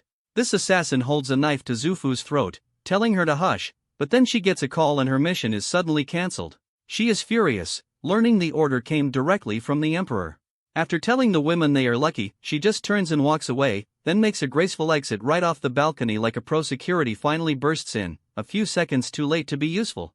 Followed by an older man, probably Zufu's uncle, asking if she is okay. This blonde woman confirms the assassin left without a fight. Her uncle examines his dead guards, impressed by the one-hit kills, and the blonde reveals the killer was from Abyss with an 8-star tattoo. This news absolutely floors the old man, an 8-star fallen angel back down. She explains the assassin got a call from the heroic emperor, who called it off. Having never heard the name, her uncle vows to find out who this mysterious emperor is. This blonde woman just thanks him, still looking deeply concerned. Elsewhere, Lily from the hospital is trying and failing to hail a cab, when Wang Han conveniently rolls up on a motorcycle to offer her a lift. She hops on and he tells her to hold on tight, suave as ever, and they speed off into the city traffic. During the ride, she asks about Gyugyu's mom, so he explains her parents are gone, leaving Lily looking pretty heartbroken for both of them. Over at Su Chi's company, the staff mentions she is out sick for the day. Wang Han shows up, annoyed she ghosted him, the absolute nerve. Deciding to check on things himself, he hops on his motorcycle. His first priority is Gyugyu, so he heads home to meet her after school.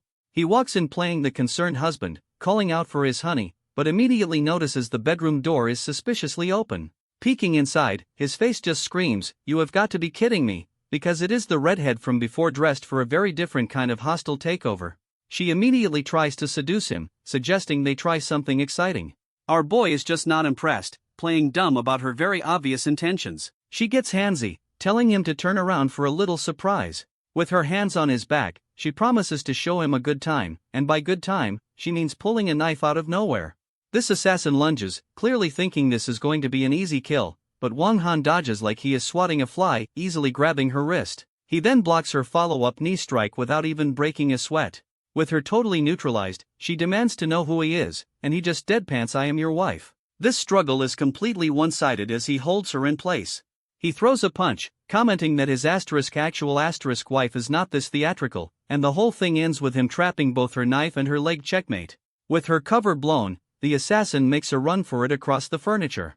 But she has got a backup plan, a gun pointed right at his face with a smug little threat. Wang Han does not even flinch as the bullet zips right past his head. Now on the bed, she demands he hand over some Buddha head for a quick death. Dodging again, he tells her she has got the wrong guy, it is with someone else. She is not buying it for a second, firing again and saying her source pointed straight to him. Our boy just pulls out a card, looking way too calm for this particular home invasion. With a flick of the wrist, he sends it flying and knocks both guns right out of her hands. Show off. Pinning her to the bed, she demands to know who he is, and he just sticks with the "I am your wife" bit. Then he starts inspecting her outfit, leaving her totally confused by the sudden wardrobe check. He pulls a small pendant off her dress, asking if she is the daughter of the Kaofeng Valley master. That question gives her the perfect opening to kick him away and make a break for it. Pausing at the window, she is shocked he even knows about her martial arts clan. Holding the pendant, he is having a crisis. Is this his childhood fiancée who is also Su Chi's doppelganger? She gives him one last warning about the Buddha head before she vanishes. Leaping out the window, she yells that he still owes her an answer about the bead. He just watches her go, completely baffled by this whole encounter. Immediately, he is on the phone asking if Su Chi has a twin, only to learn she is adopted. This only clue to her real parents was a keepsake her adoptive dad sold off, father of the year right there. Putting the pieces together, he realizes the masters of Kaofeng Valley might have had twins. Wan Han starts gently questioning Su Chi about her childhood. When her deadbeat adoptive dad bursts in demanding 300,000 yuan. He lays on the guilt trip, but she is completely over his tired act. Undeterred, Wang Han keeps pressing for details about her past, but the father of the year just keeps begging for his little loan. Su Chi shuts him down cold, telling him to get lost. As the old man keeps pleading, she just grabs Wang Han for a meeting. Left alone, her dad throws a full-on tantrum about his ungrateful daughter. Then he spots Wang Han's jacket and decides to check the pockets for cash.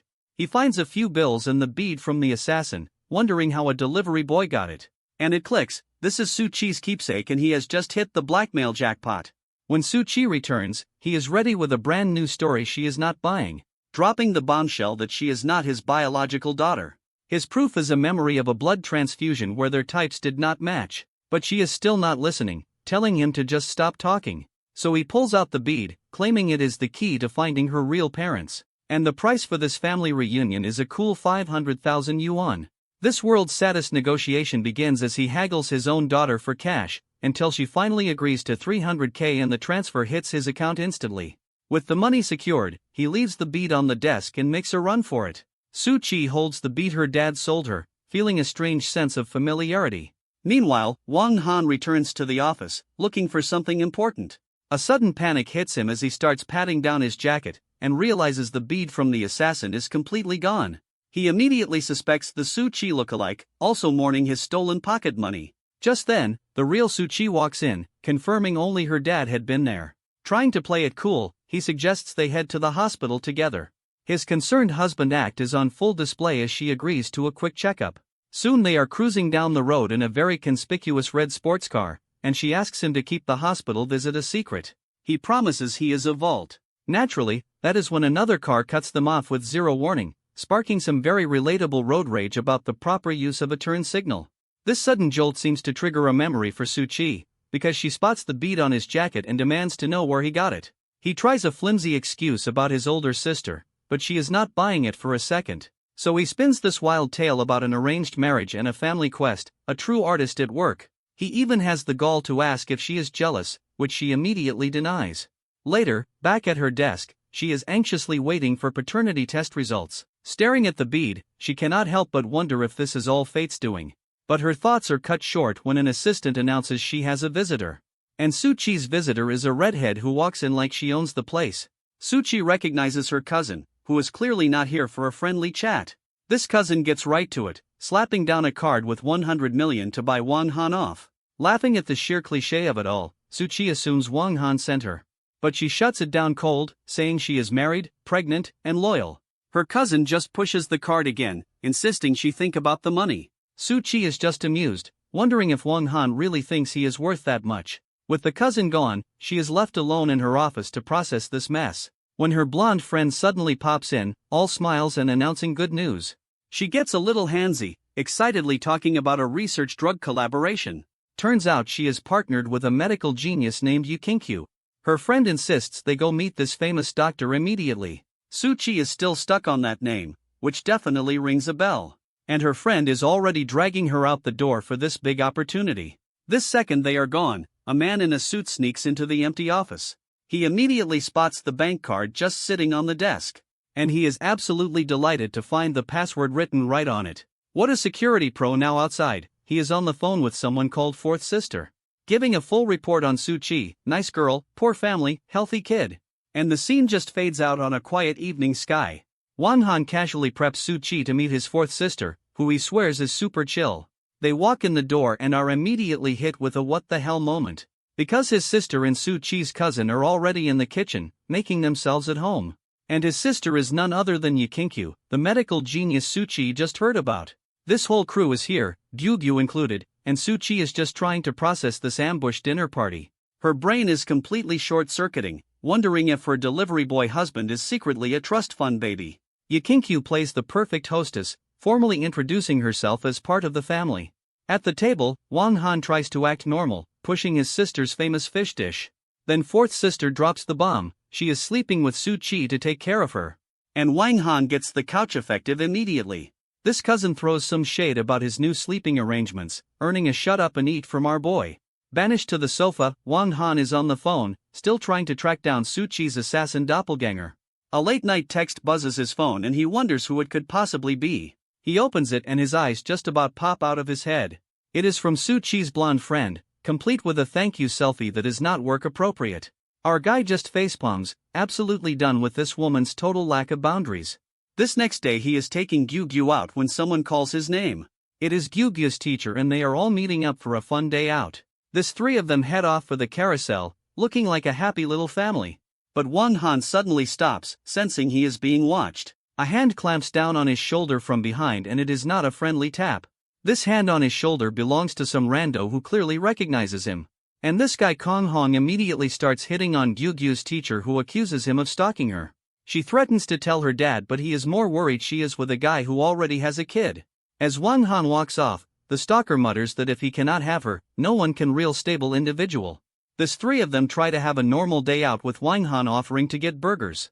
When screams for help suddenly interrupt their family outing, a kid is drowning and Wang Han is already sprinting to the rescue.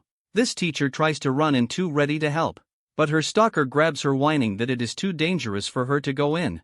While they argue Wang Han has already launched himself into the water, swimming so fast the crowd thinks he is a professional athlete. He gets one person to safety but tells everyone to back off. There is another victim, explaining someone else is tangled in seaweed at the bottom.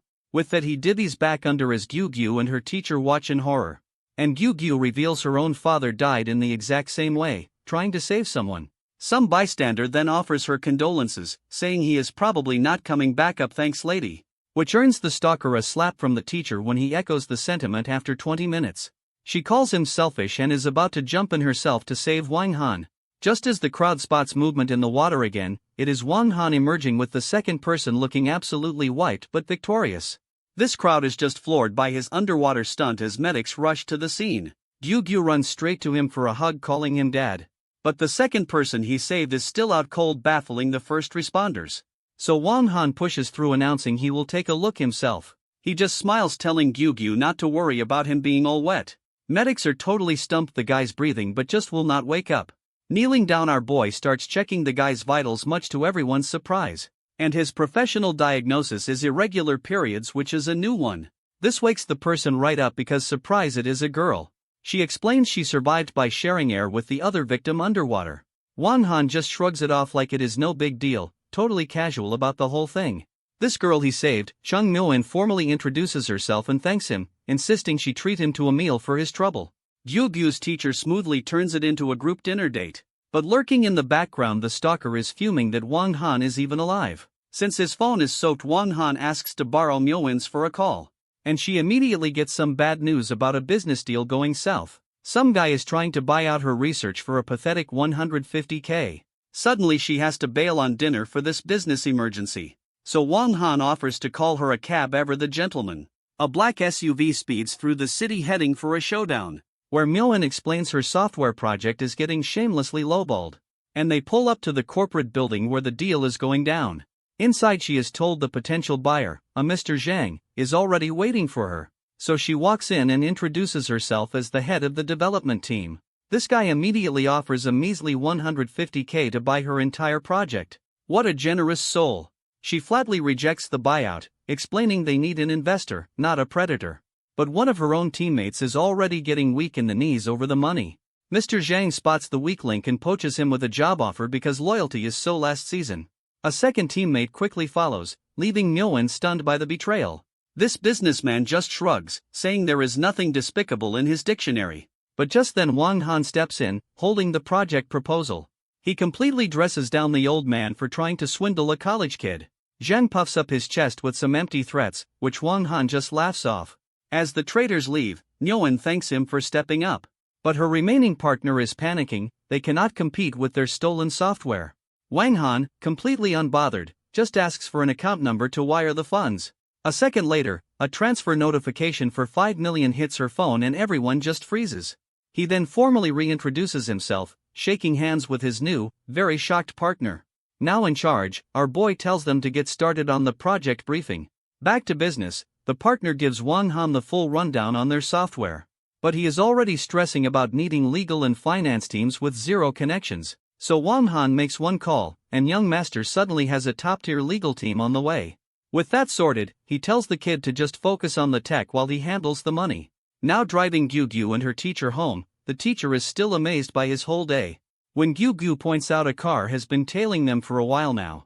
And yup, it is a full-on pursuit because subtlety is for other people. He drops Gyugyu off at their building, telling her to head straight inside.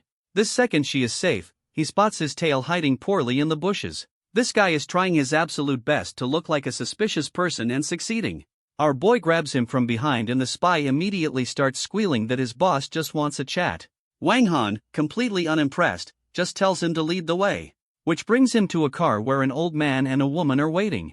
This guy introduces himself as Master Bai of the Underworld, a title that earns a solid blank stare. Well guys, that's the end of the video. If you like this video, comment part 2 in the comments section. Also subscribe to the channel. Hit the bell and like the video. Thank you for watching and see you next time again.